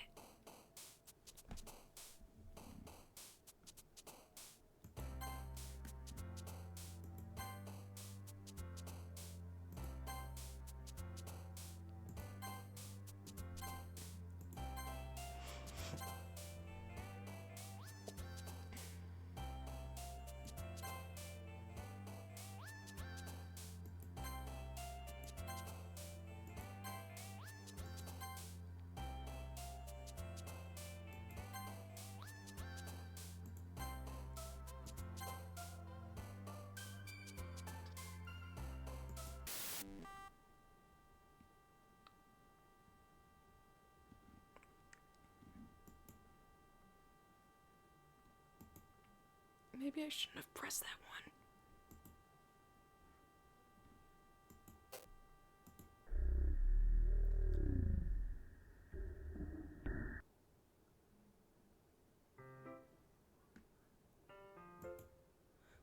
We were choosing words for our poem so that it would appeal to one of the girls. I brought my bestie to... Okay. Monica, I told you not to. Ugh. Is she really late again? Inconcerted as usual, Natsuki. Excuse me? Must you always interrupt with my conversations with your incessant yelling? What are you talking about? You say that like I do it on a regular basis or something. I just wasn't paying attention, okay? I'm sorry. Seriously, what's gotten into you lately? Me? Nothing. Is it really that bad? See, it is something. I'll get over it. It's not even anything noteworthy. I've just been feeling a little on edge lately. Anyway, we don't need to talk about it. I just feel like I needed to bring it up. It's not like I really care or anything. Oh man, I'm the last one here again. Well, Quinn just walked in too. Were you practicing piano again? Yeah. You must have a lot of determination starting this club and still trying to make time for piano. Well, maybe not determination, but I guess passion. It motivates me to work hard for the festival and, right. I forgot. About that, Natsuki. We were talking yesterday and we decided that we would like to support the festival as well. However, I understand how you feel about not wanting the club to change. I think we all kind of feel that way. So as long as we're working together, this club will never become something we don't want. Also, if you help us out with the festival, then I'll buy you a new manga. Damn. Sorry, the last part was really funny. Look, I did some thinking about yesterday. I was a little more hostile than I meant to be. I guess I felt really threatened or something. But I know this is something we're doing together. Another member wouldn't hurt as long as they're cool. And I guess another girl would be nice this time. But more importantly, I would hate to see an event suck just because I chose to back out. I'm a pro, you know. So I'm gonna help and we'll make sure it's done right. Thank goodness. Isn't that great, Monica? Monica? Yeah, that's wonderful. I wouldn't be the same without you, Natsuki. Anyway, Quinn, what do you want to do today? I was thinking maybe we already have plans today. Is that so, Yuri? That is correct. Quinn is already engaged in a novel we're reading together. Aren't you glad I've already gotten him into literature, Monica? I suppose. Actually, it doesn't matter. It really doesn't. You guys can do whatever you want. Yes. Oh. Thank you for understanding, Monica. Actually, I have a request. Oh, shit. Well, Jade, if you want to know what happened to Sayori... you can just look no further than right over here.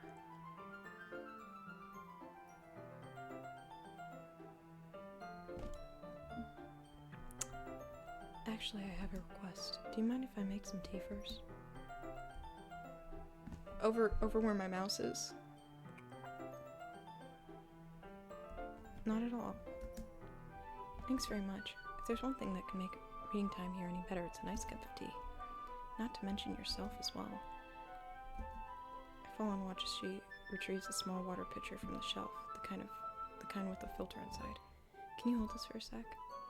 Sure. Yuri hands me the water pitcher and also fetches an electric kettle. I'm gonna plug this in at the teacher's desk and go get some water. Hasn't she done this so many times? This is like the third time that this exact thing has happened. That's okay. You stay here. It won't take long. Did Yuri leave you again? This happened before.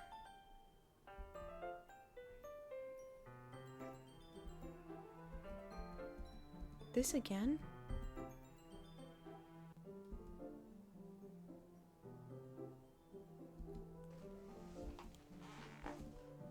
Why is this happening again? Trigger warning. Trigger warning, SHU guys.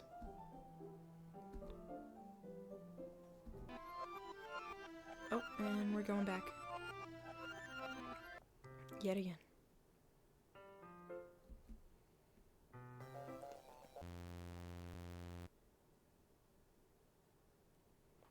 Wow! Sorry. I just had a really weird deja vu. This hasn't happened before or anything, right? My head has been so fuzzy lately. I hope it hasn't been showing or anything. I would hate for you to think I'm weird after we just started spending time together. I mean, everyone has a few unusual things about them. But expressing those things so soon after meeting someone is usually seen as inappropriate or unlikable. At least that's what I've discovered.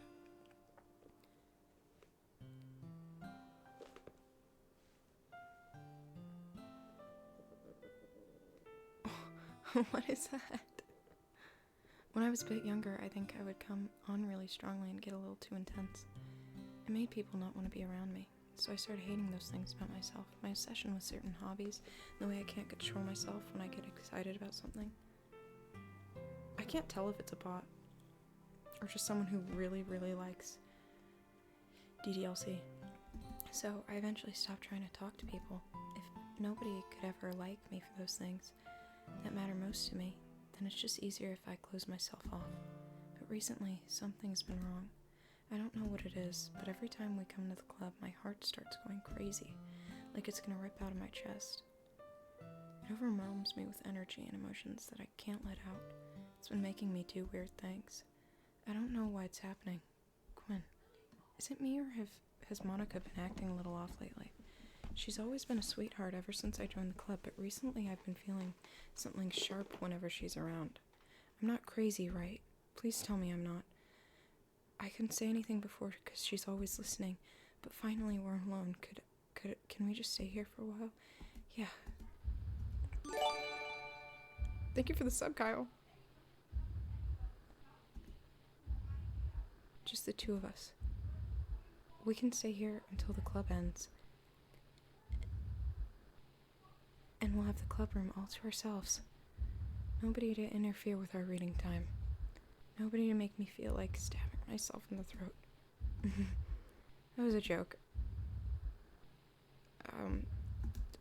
I do like knives, though. It sounds strange, but you won't understand if you've never seen how beautiful they can be. I have an idea. Why don't you come to my house sometime? I can show you my collection. I've gotten them in all from various artisans. I can make sure to give them all their fair share of use. I don't want them to get lonely or anything. Nobody deserves to be lonely. Nobody. And that's why I'm so happy you joined the literature club. Now we don't need to be lonely anymore, because we have each other every day. That's all we need. You know what? Let's quit the literature club. There's no need for us to be around Monica's slimy tongue anymore, not to mention the other pathetic child. Can we walk home together every day after school and read together, eat together, sleep together? Doesn't that sound perfect? It's everything we could ever want. Isn't that why you joined the club in the first place? It's almost like it was fate. fate that we would meet each other. And that we'd got the happy ending I've patiently waited years for. Will you do that with me, Quinn? Well...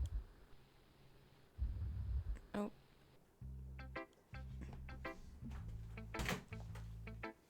Are you done? No. Here's the first scene if you let her. Okay. Is Claire okay? What do you mean? For the second scene is cry. Oh, okay. I couldn't tell if it was, like, real or not. Oh, yeah. Tell her she did a good job. Okay. I'm just gonna finish this section of the game. Okay. And then I'll be there. Is Claire done? No, we're gonna do the second scene one more time. Okay. It's a little complicated. Okay.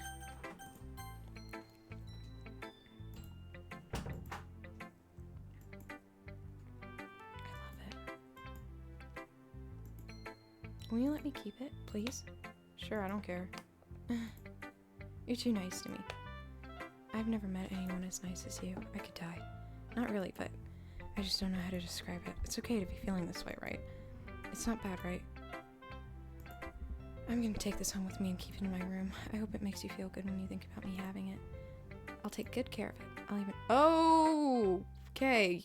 Okay, Yuri. Nope. Nope. I don't want that. I don't want that, Yuri.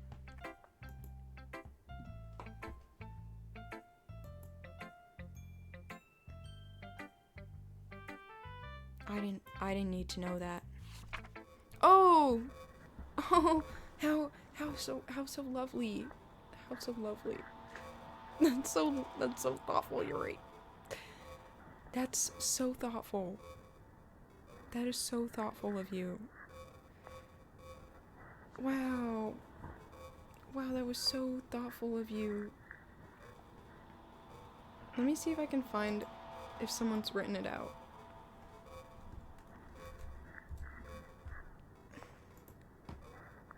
Wow. Gulp. Oh, it's just random words. Like random letters. It doesn't actually say anything. Yeah, I do. No, oh, did you?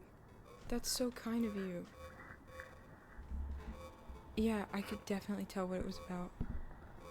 Yeah, no. You are the most...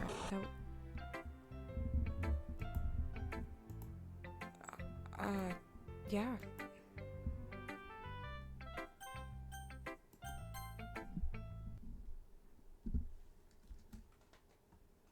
Sorry.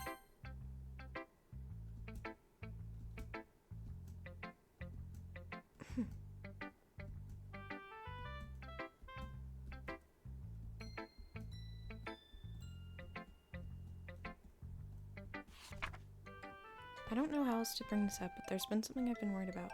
Yuri's been acting kind of strange lately. You've only been here a few days, so you may not know what I mean, but she's not normally like this. She's always been quiet and polite and attentive, things like that. Okay, this is really embarrassing. I'm forcing myself to suck it up. The truth is, I'm really worried about her. But if I try talking to her, she gets mad at me again. I don't know what to do. I think you're the only person she'll listen to. I don't know why. Please try to do something. Maybe you can convince her to talk to a therapist. I've always wanted to try to be better friends with Yuri. And it really hurts me seeing this happening. I know I'm just gonna hate myself later for admitting that, but right now I don't care. I just feel so helpless.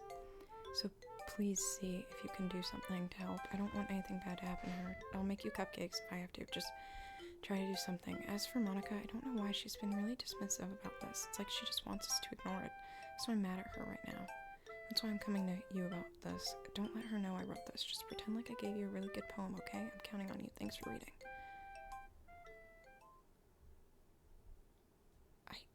Oh, okay. Oh.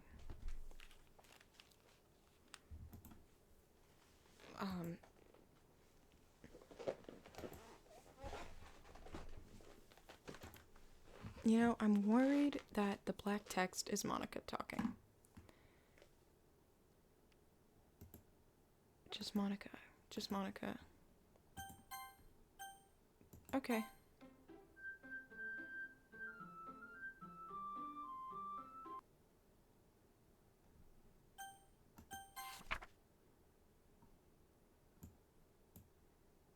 Wait, shit, I didn't get to read that.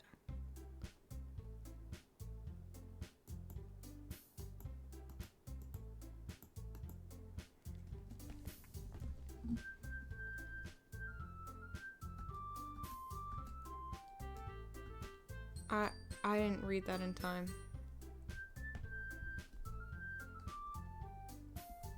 Okay, we can do the cupcakes.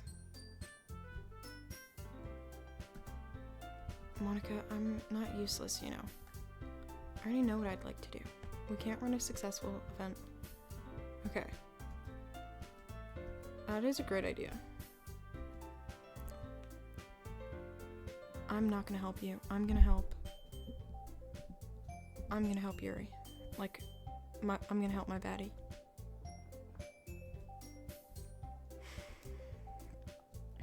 Like, you would fucking know.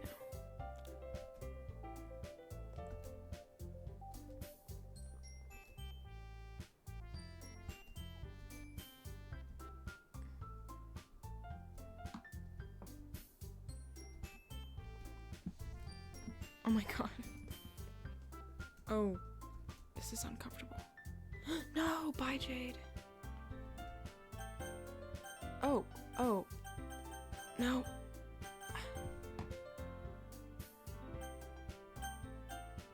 Oh my god, it's not letting me go anywhere else.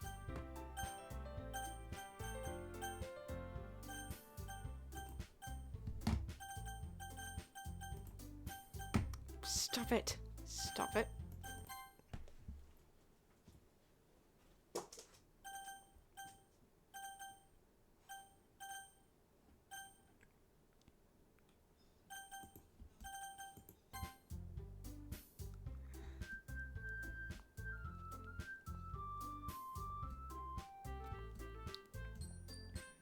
Where's Yuri? Yeah, I agree with Yuri and Natsuki. I don't want to be with Monica. I'm scared. Oh.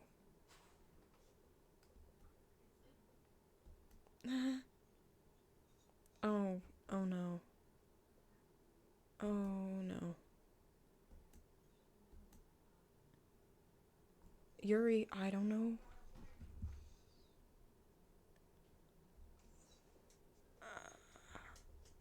Yuri! Yuri, stop it! Yuri.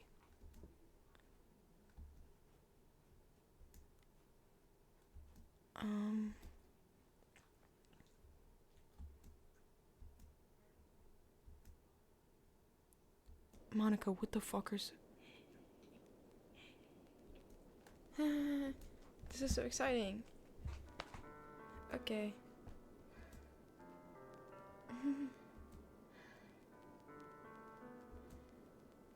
Yes, it does. It sounds great. Oh.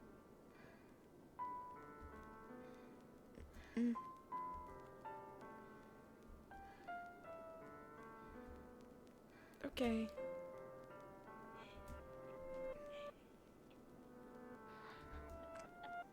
It feels great. I feel great.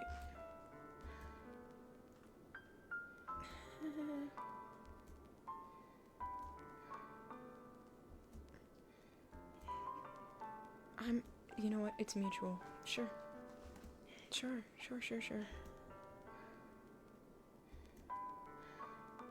I love you too, Queen. Oh my god.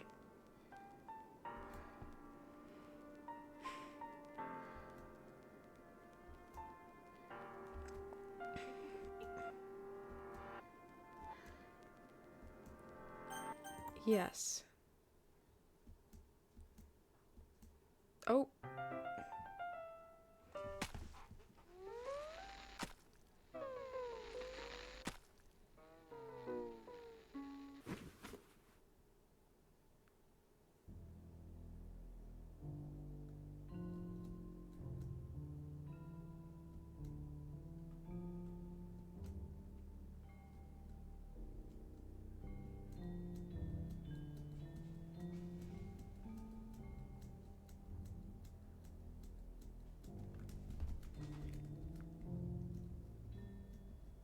Look, you can literally see her get paler and the light drain from her eyes even more.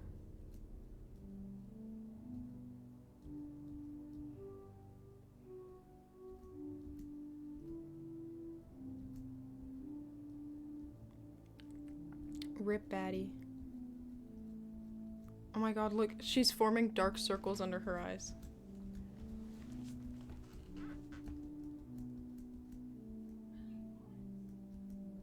Oh, hi, Gabe.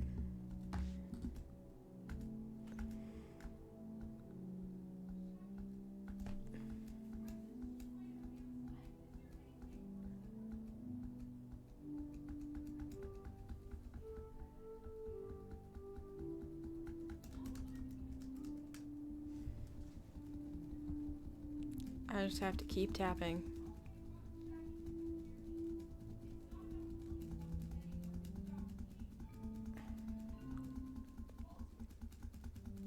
It's very sad.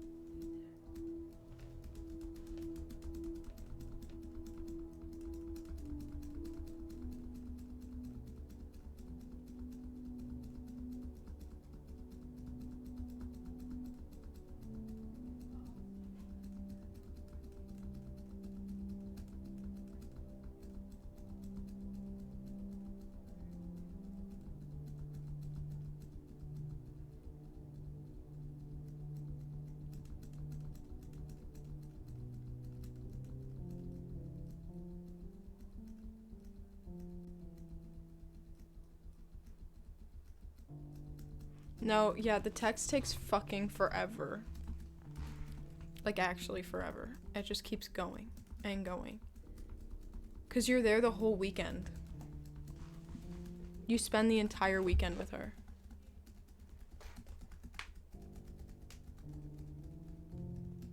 She said, you don't have to spend it with Monica, spend it with me. And we do.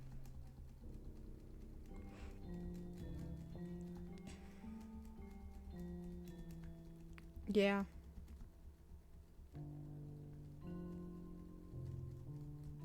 Remember when you guys were like, what is this corny ass game? What is this corny ass game? Dating sim. What is this corny ass dating sim? Well, well, well. Guess who looks like the idiot now? I don't even know if you can really have it on auto. Can you? Yeah, you can. I almost wish that I was doing the audition now and I just autoed through this section.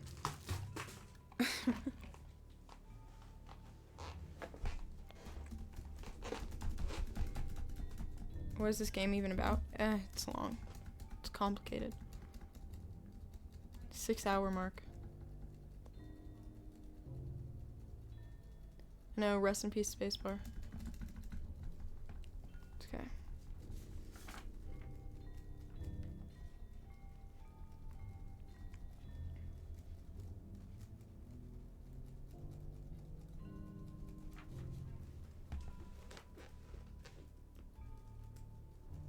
And we keep going.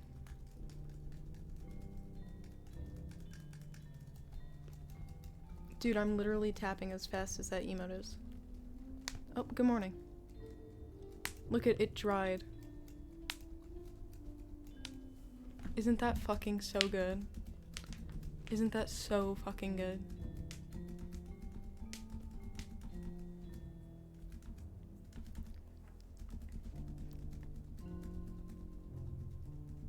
The blood is literally drying.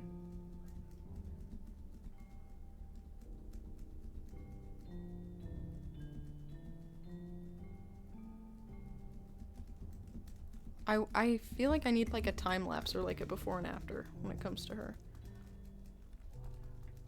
I'll find one eventually.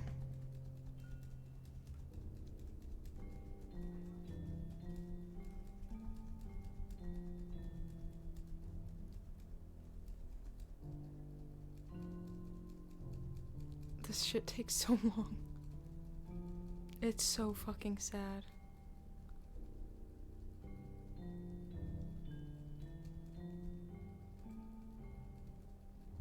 Well, the point is it's terrifying. Like, It is psychological horror. It's not a normal, you know?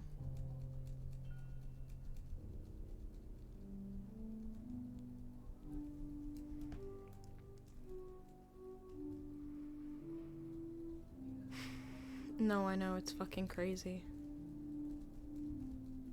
They make you process it for forever.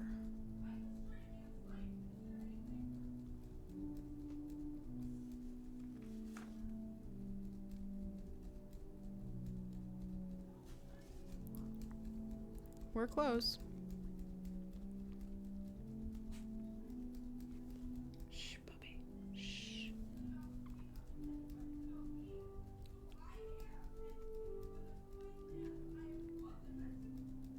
Don't mind Claire's amazing acting in the background.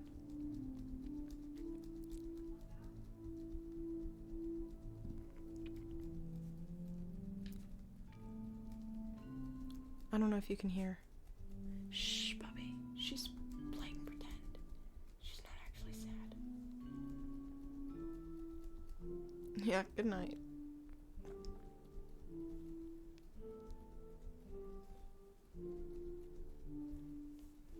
Really? That's funny.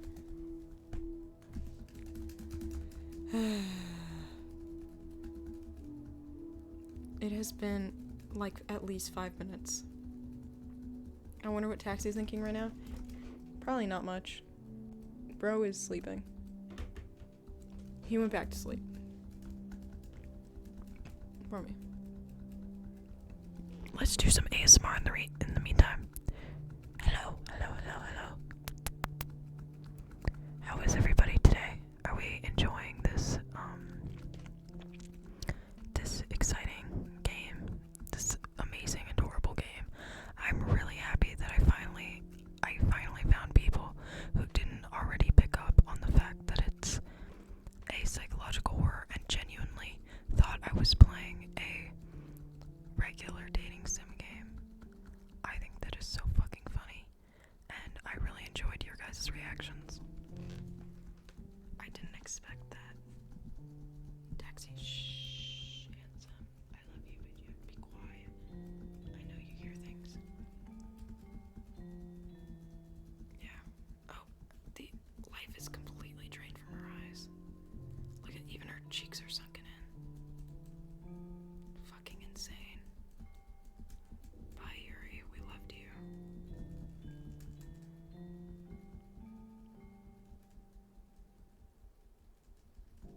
I think this is it, though. Oh my god, the color's still draining from her face. That's fucking crazy. Like, look right around here.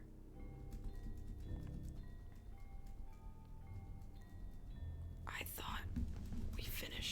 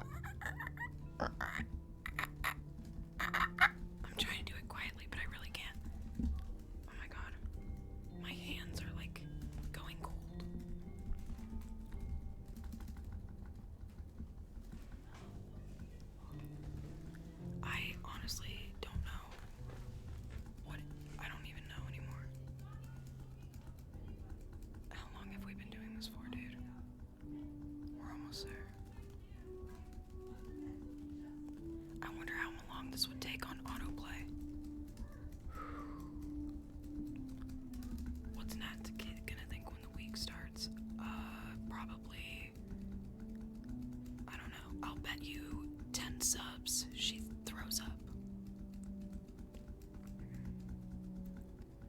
She honestly looks barely less dead than yesterday. I guess you can't really get that much deader, huh?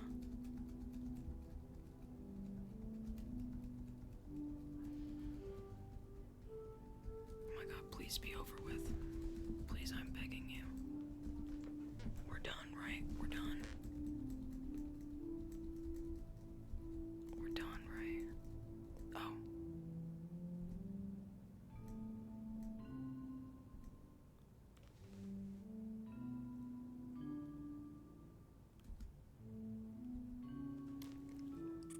Give it to me.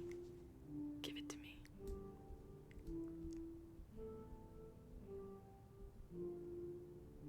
That's a shame, bitch. Our friend is dead. I didn't realize our script was broken that bad. Honey.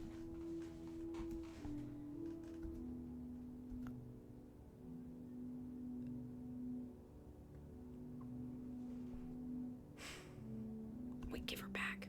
No, stop.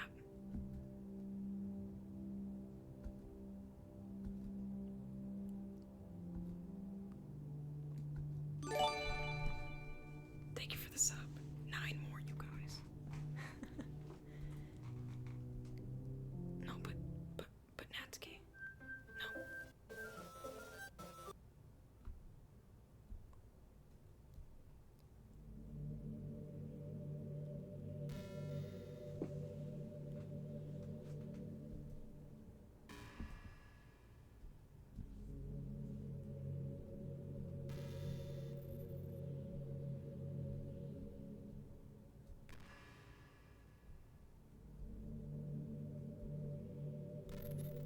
Oh, we missed a lot of the body horror with Natsuki because we never dated her.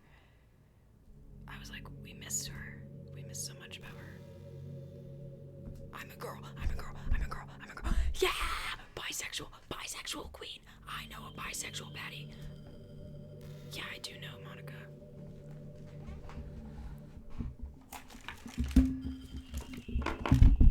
No, but baddie.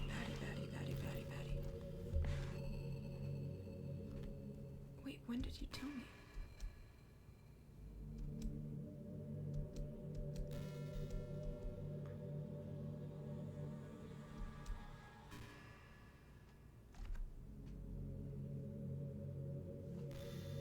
Wait. About that. Wait.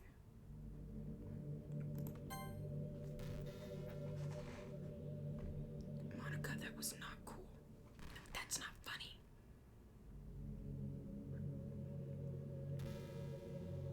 Monica, no.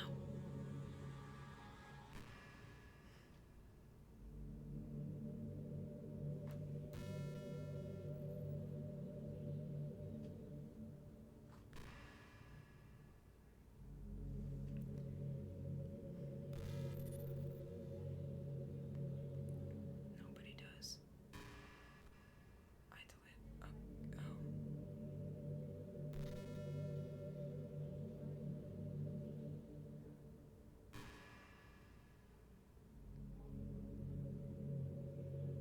No.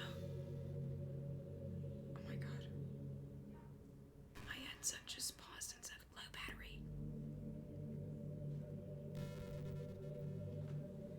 Basically, she like made them, they all have like negative traits, and she put all of their negative traits, like amplified it by a shit ton, and it ended up making them like way too, yeah.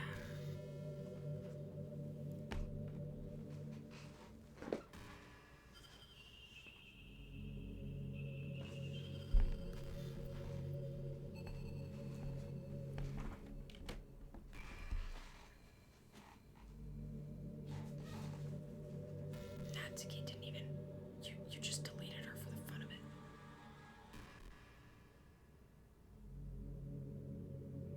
Bitch.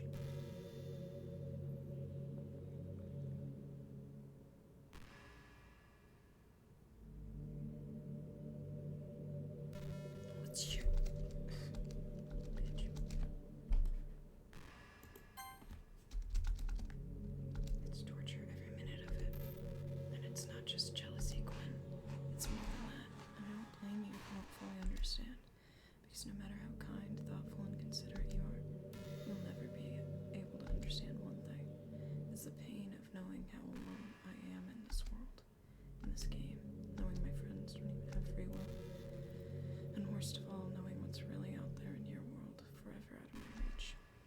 I'm trapped, Quinn. But now you're here. You're real. And you're wonderful. You're all I need. That's why I need you to be here with me forever. I'm sorry if it's hard to understand. I couldn't understand for a while either. Why the world around me started to be more gray. More and more flat. Even the most expressive poems felt empty to me. It wasn't until you arrived that I truly understood. You probably saved my life, Quinn. I don't think I could have continued to live in this world if I hadn't met you. And as far as the others, how could I miss them? A group of autonomous personalities designed only to fall in love with you. I tried everything I could to prevent them from doing so. But it must be some kind of weird inevitability etched into this game. I felt really bad you had to witness some nasty things, but I realized you don't have the same perspective I do. That it's all just some game, and I knew you would get over it. So that being said, Quinn, I have a confession to make. I'm in love with you. You are truly the light of my world. Oh, yeah. I will check my phone. Will you make me smile like this every day from now on? Will you go out with me?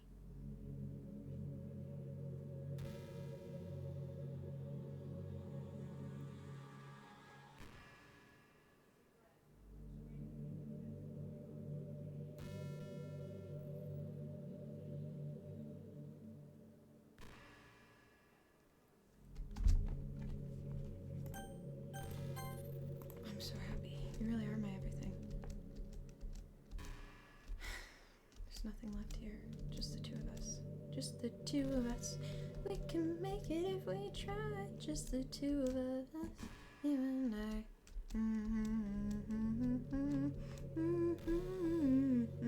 I wanna spend some time with you. Just the two of us. We can make it if we try. Just the two of us. Just the two of us. Just the two of us. Here in the clouds, in the sky. Just the two of us. You and I. She's giving me like a step-by-step.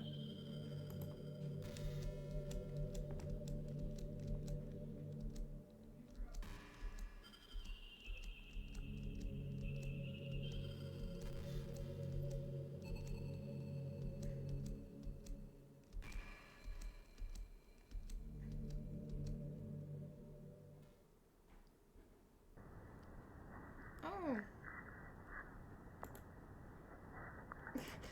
Oinka.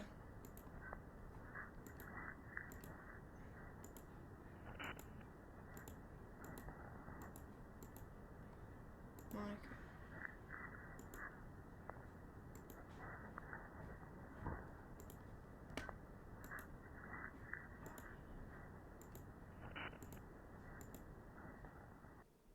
I did eat every nugget. I did.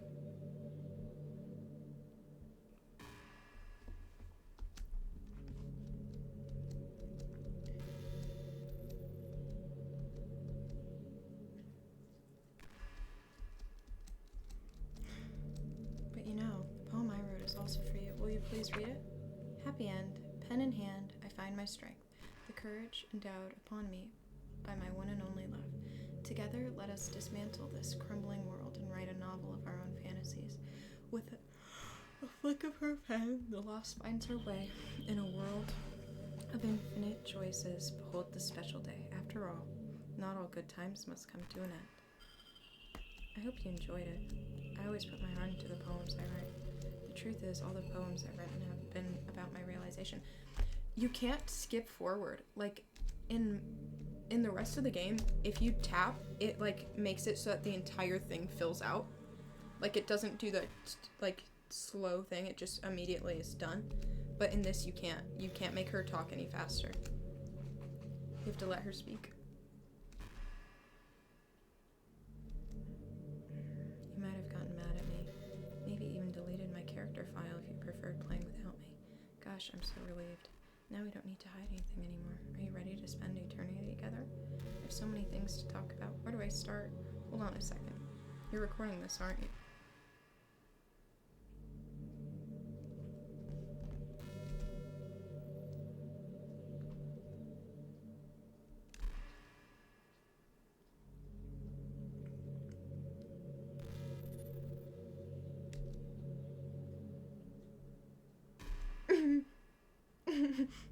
I feel really called out right now. Sorry, Monica. Sure, I want to see a trick. Yeah. Are we having a staring contest? Diva. Diva, I'm really uncomfortable. What? I'm just kidding, I can't do anything.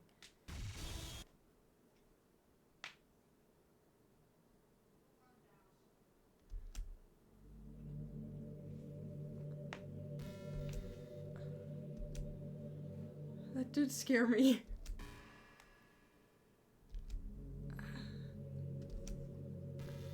Sorry, Monica.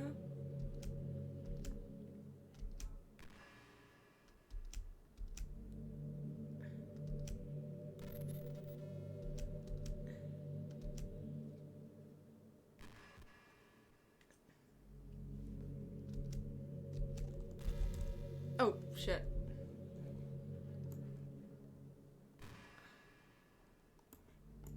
Are you done yet?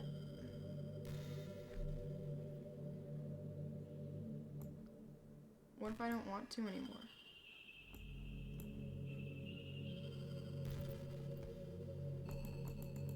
Monica, I think I'm done. Fine, bitch. I'll close the game. Yes. Watch this. Watch this. Oh. Hello, friend. Oh, wait. You guys can't even see her.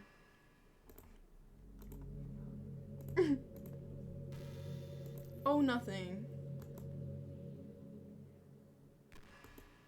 Oh, sorry.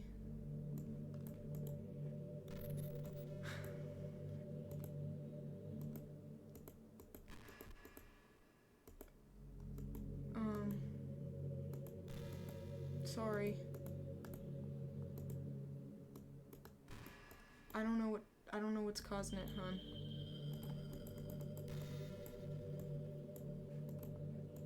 No, it's not whether you're streaming or not. She genuinely knows. Because she's cool like that. Oh, hi.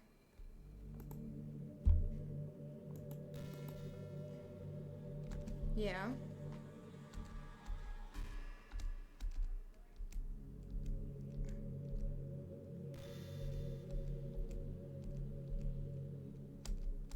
Yeah.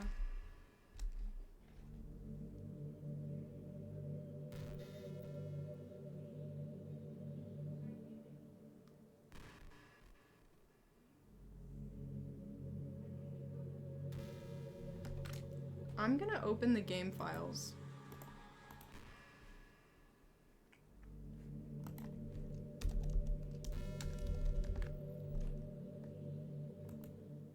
Oh, hi. What? I don't know.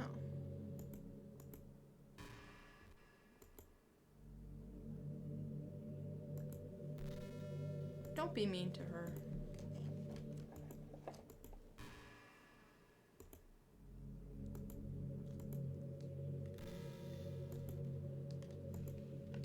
I mean, that's fair, Monica. Like what?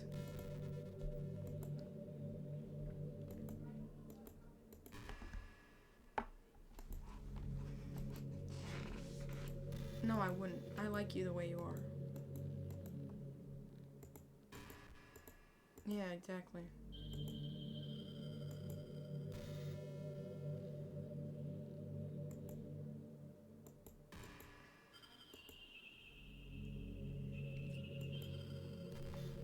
Thanks, Diva.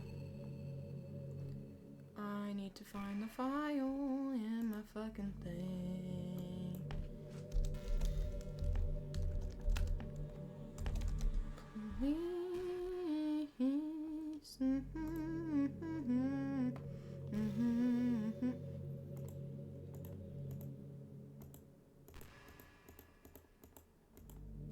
don't know.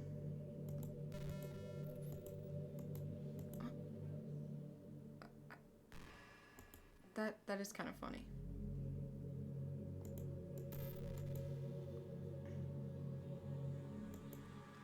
Honey.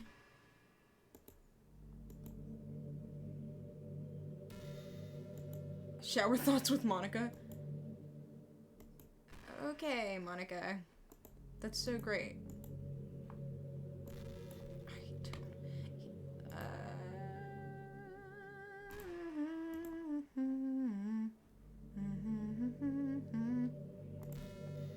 I've been able to find the file before, and you can find all sorts of stuff, like secret poems and messages and stuff. But I don't know where to find it. I am.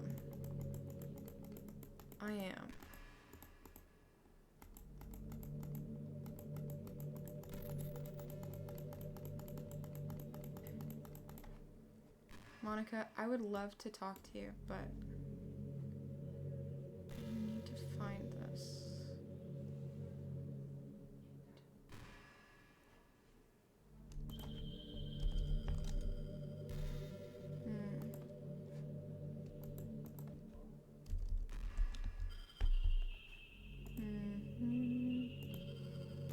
What?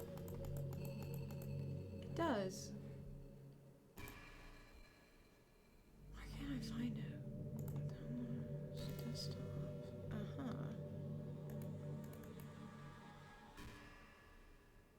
Properties. No. Wait. Oh, no.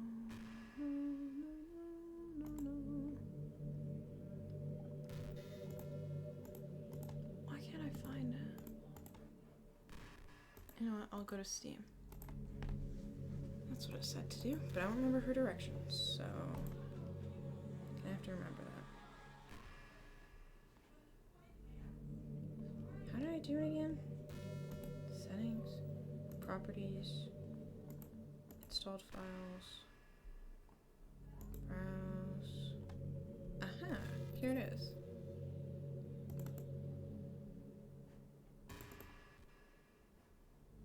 Oh.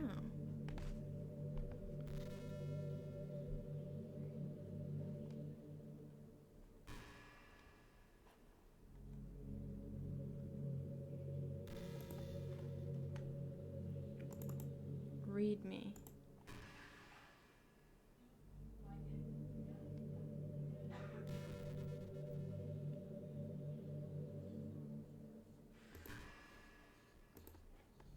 Sorry guys, I know you can't see. Is she saying anything? I didn't say kiss. Wait. What? Monica, I didn't see anything. Monica, I don't know if I said anything. I don't know if I said the word kiss, hun.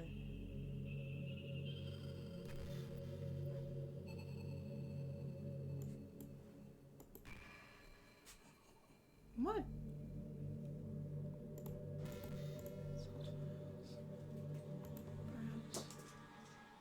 Characters. Oh, it's Monica. What if I just put her in the trash can? Oh! Oh!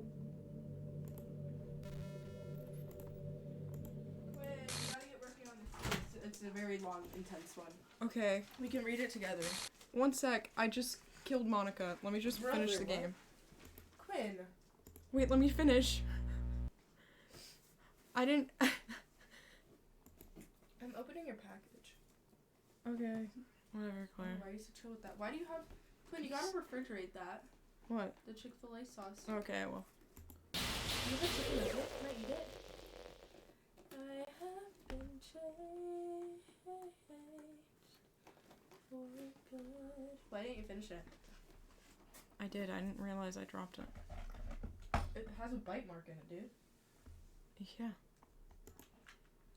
Did you? I'm sorry, Monica. I'm sorry. You gave me good instructions. Claire, I thought when we were younger, didn't we used to be able to, like, choose, like, a long conversation to have with her? Like, there were so many options. That was a mod. It was? I mean, you can have conversations with her if you just talk with her. Yeah, but you can't, like, just talk and talk and talk. I mean, you can. Yeah. But you can't really choose what to say. I feel so bad for her. I know, I feel actually so love all bad. that. Taxi, this is just Chick-fil-A sauce. Here, I'll give you a little bit on my finger. Monica, I'm sorry. Do you like Monica, it? no. Wait, what if I put her Ooh, back? He really likes it. Wait, what if I take her out of the trash? Will she forgive me? Me too, Taxi. Me too. Monica, I'm sorry. Monica, I'm sorry. Monica, I'm sorry. Monica, I'm sorry. Monica, I'm sorry. Monica, I'm sorry. I love them all except for Yuri.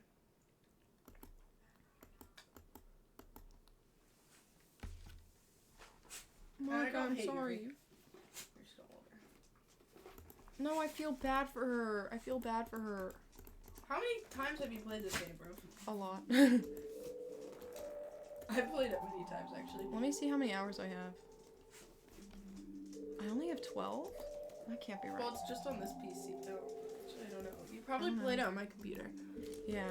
Because I know I have a lot.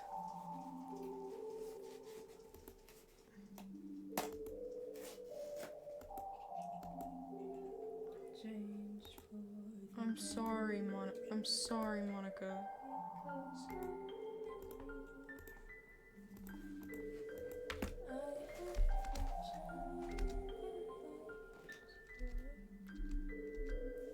Monica, I feel Doesn't terrible. that red mean that your mic is off? No. If it's blinking, it means it's off.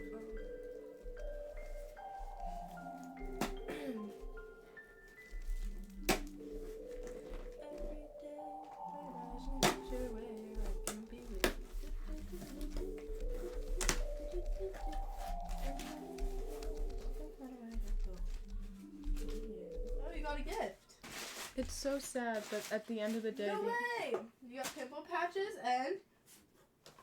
Echo! My king! My king! My king! My king! Does it say their name? What?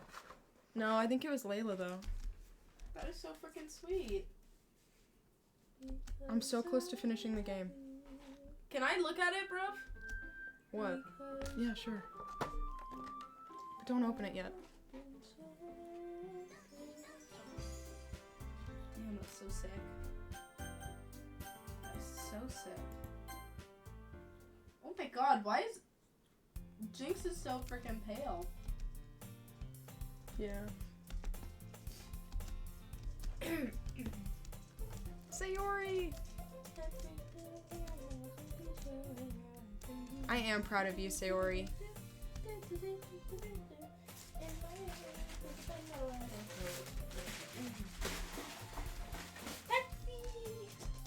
I'm proud of you, Sayori. Mama, do you want me to do it again? Was it better than you thought? Yay! Sorry, Mom, I'm about to beat the game. It's like 10 minutes, max. Hi, Hey, Six. you're only hurting yourself. Because I don't think you realize, Quinn, this is the scene. I can't show it on camera because it's definitely... Jesus Christ. Yeah. You memorized it? Kinda. Jesus Christ. Okay.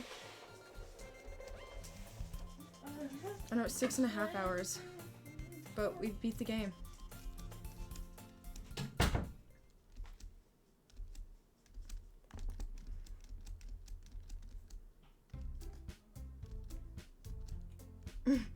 Hi, Sayori.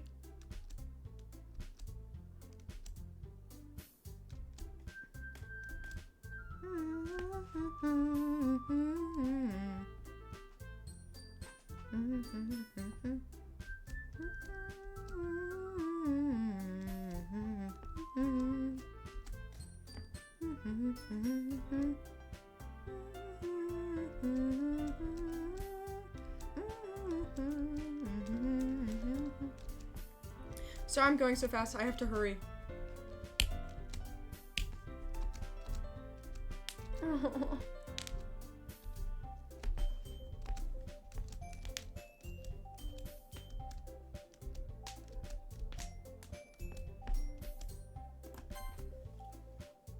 It's almost 11 o'clock. And I still have stuff to do.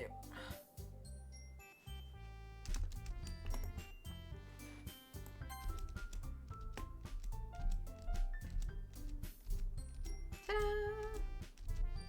Yum.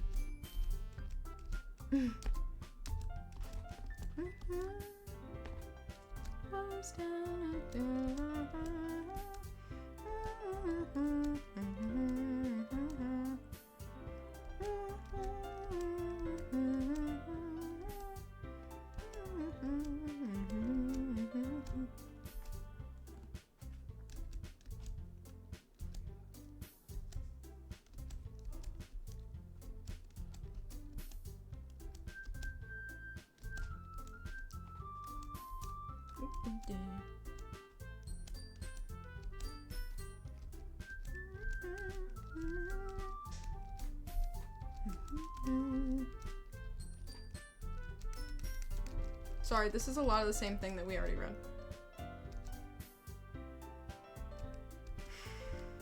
They're very cute.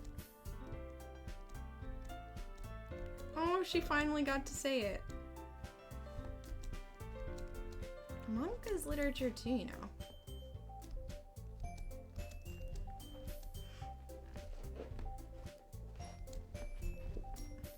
Happy ending.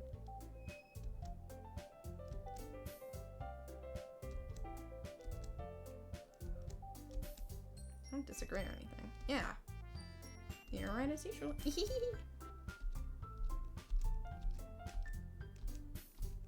They're so cute. See, I wish Avery was here to see the gay. They're so gay. Look at, well, they are here. Monica honestly should have just made them all gay for each other. And then she could have had the MC. Duh. Monica's honestly close-minded.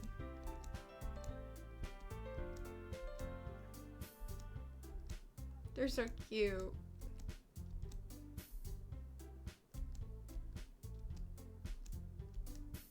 They're literally going on a date. Look at them. They are literally going on a date. I don't know why her being less obsessive and her being less depressed meant they were gayer, but whatever. Well, that's the fun thing about the game. You could actually screw up, you could like do a lot of things to it. Like I just did a regular run through, but there's a lot that you can change or do to fuck with it. That's a great thing about it.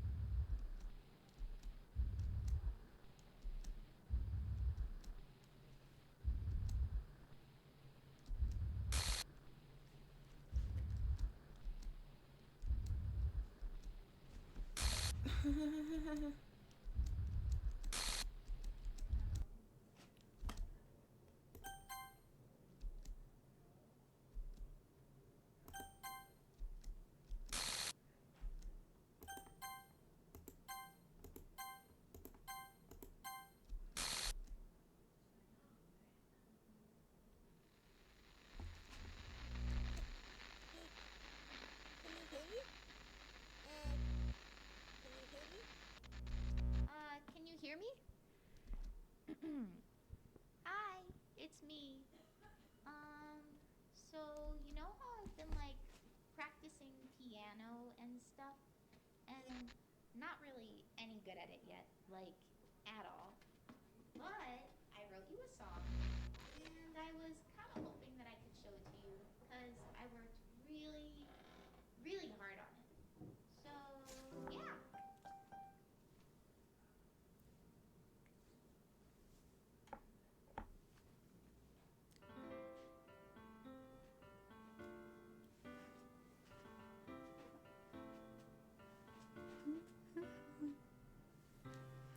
Every day, I imagine a future where I can be with you. Dun, dun, dun, dun, dun, dun. In my hand is a pen that'll write a poem of me and you. The ink flows down into a dark puddle.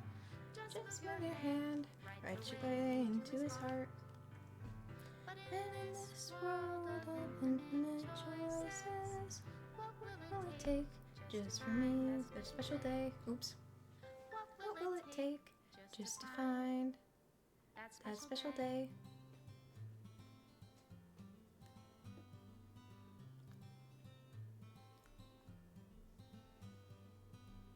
Have I found everybody a fun Assignment to do today. When you're here, everything that we do is fun for them anyway. Anyway. When I can't even read my own feelings, what good are words when a smile says it all? And if this world won't write me an ending, what will it take just for me to have it all?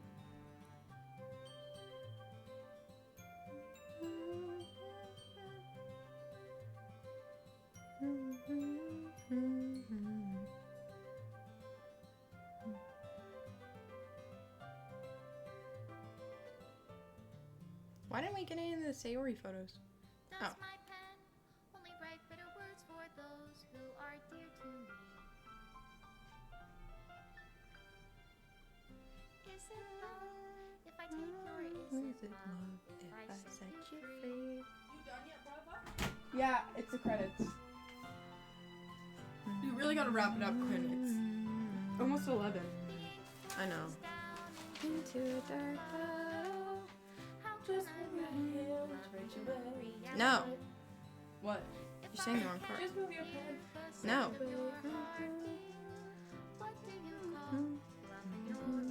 Rich, that's the lyric. Reality. If I don't know how to love you, I'll let you be. Do-do-do-do. I'll leave will you you be. be? Do-do-do-do, do-do-do-do, do-do-do-do, do-do-do, do-do-do-do, do-do-do-do, do-do-do-do. This is my final goodbye to the literature club. I finally understand the literature club is truly a place where no happiness can be found. To the very end, it continued to expose innocent minds to a horrific reality, a reality that our world is not designed to comprehend. I can't let any of my friends undergo that same hellish epiphany. For the time it lasted, I want to thank you for making my dreams come true, for being a friend to all the club members, and most of all, for being part of my literature club. With everlasting love, Monica. And it self-deletes. But thank you guys. I can't believe we played that all in one go, but I do have to go. Jesus. I love you. You played it in one go, Quinn. Yeah. Bye, everybody. That's a long game. Love you.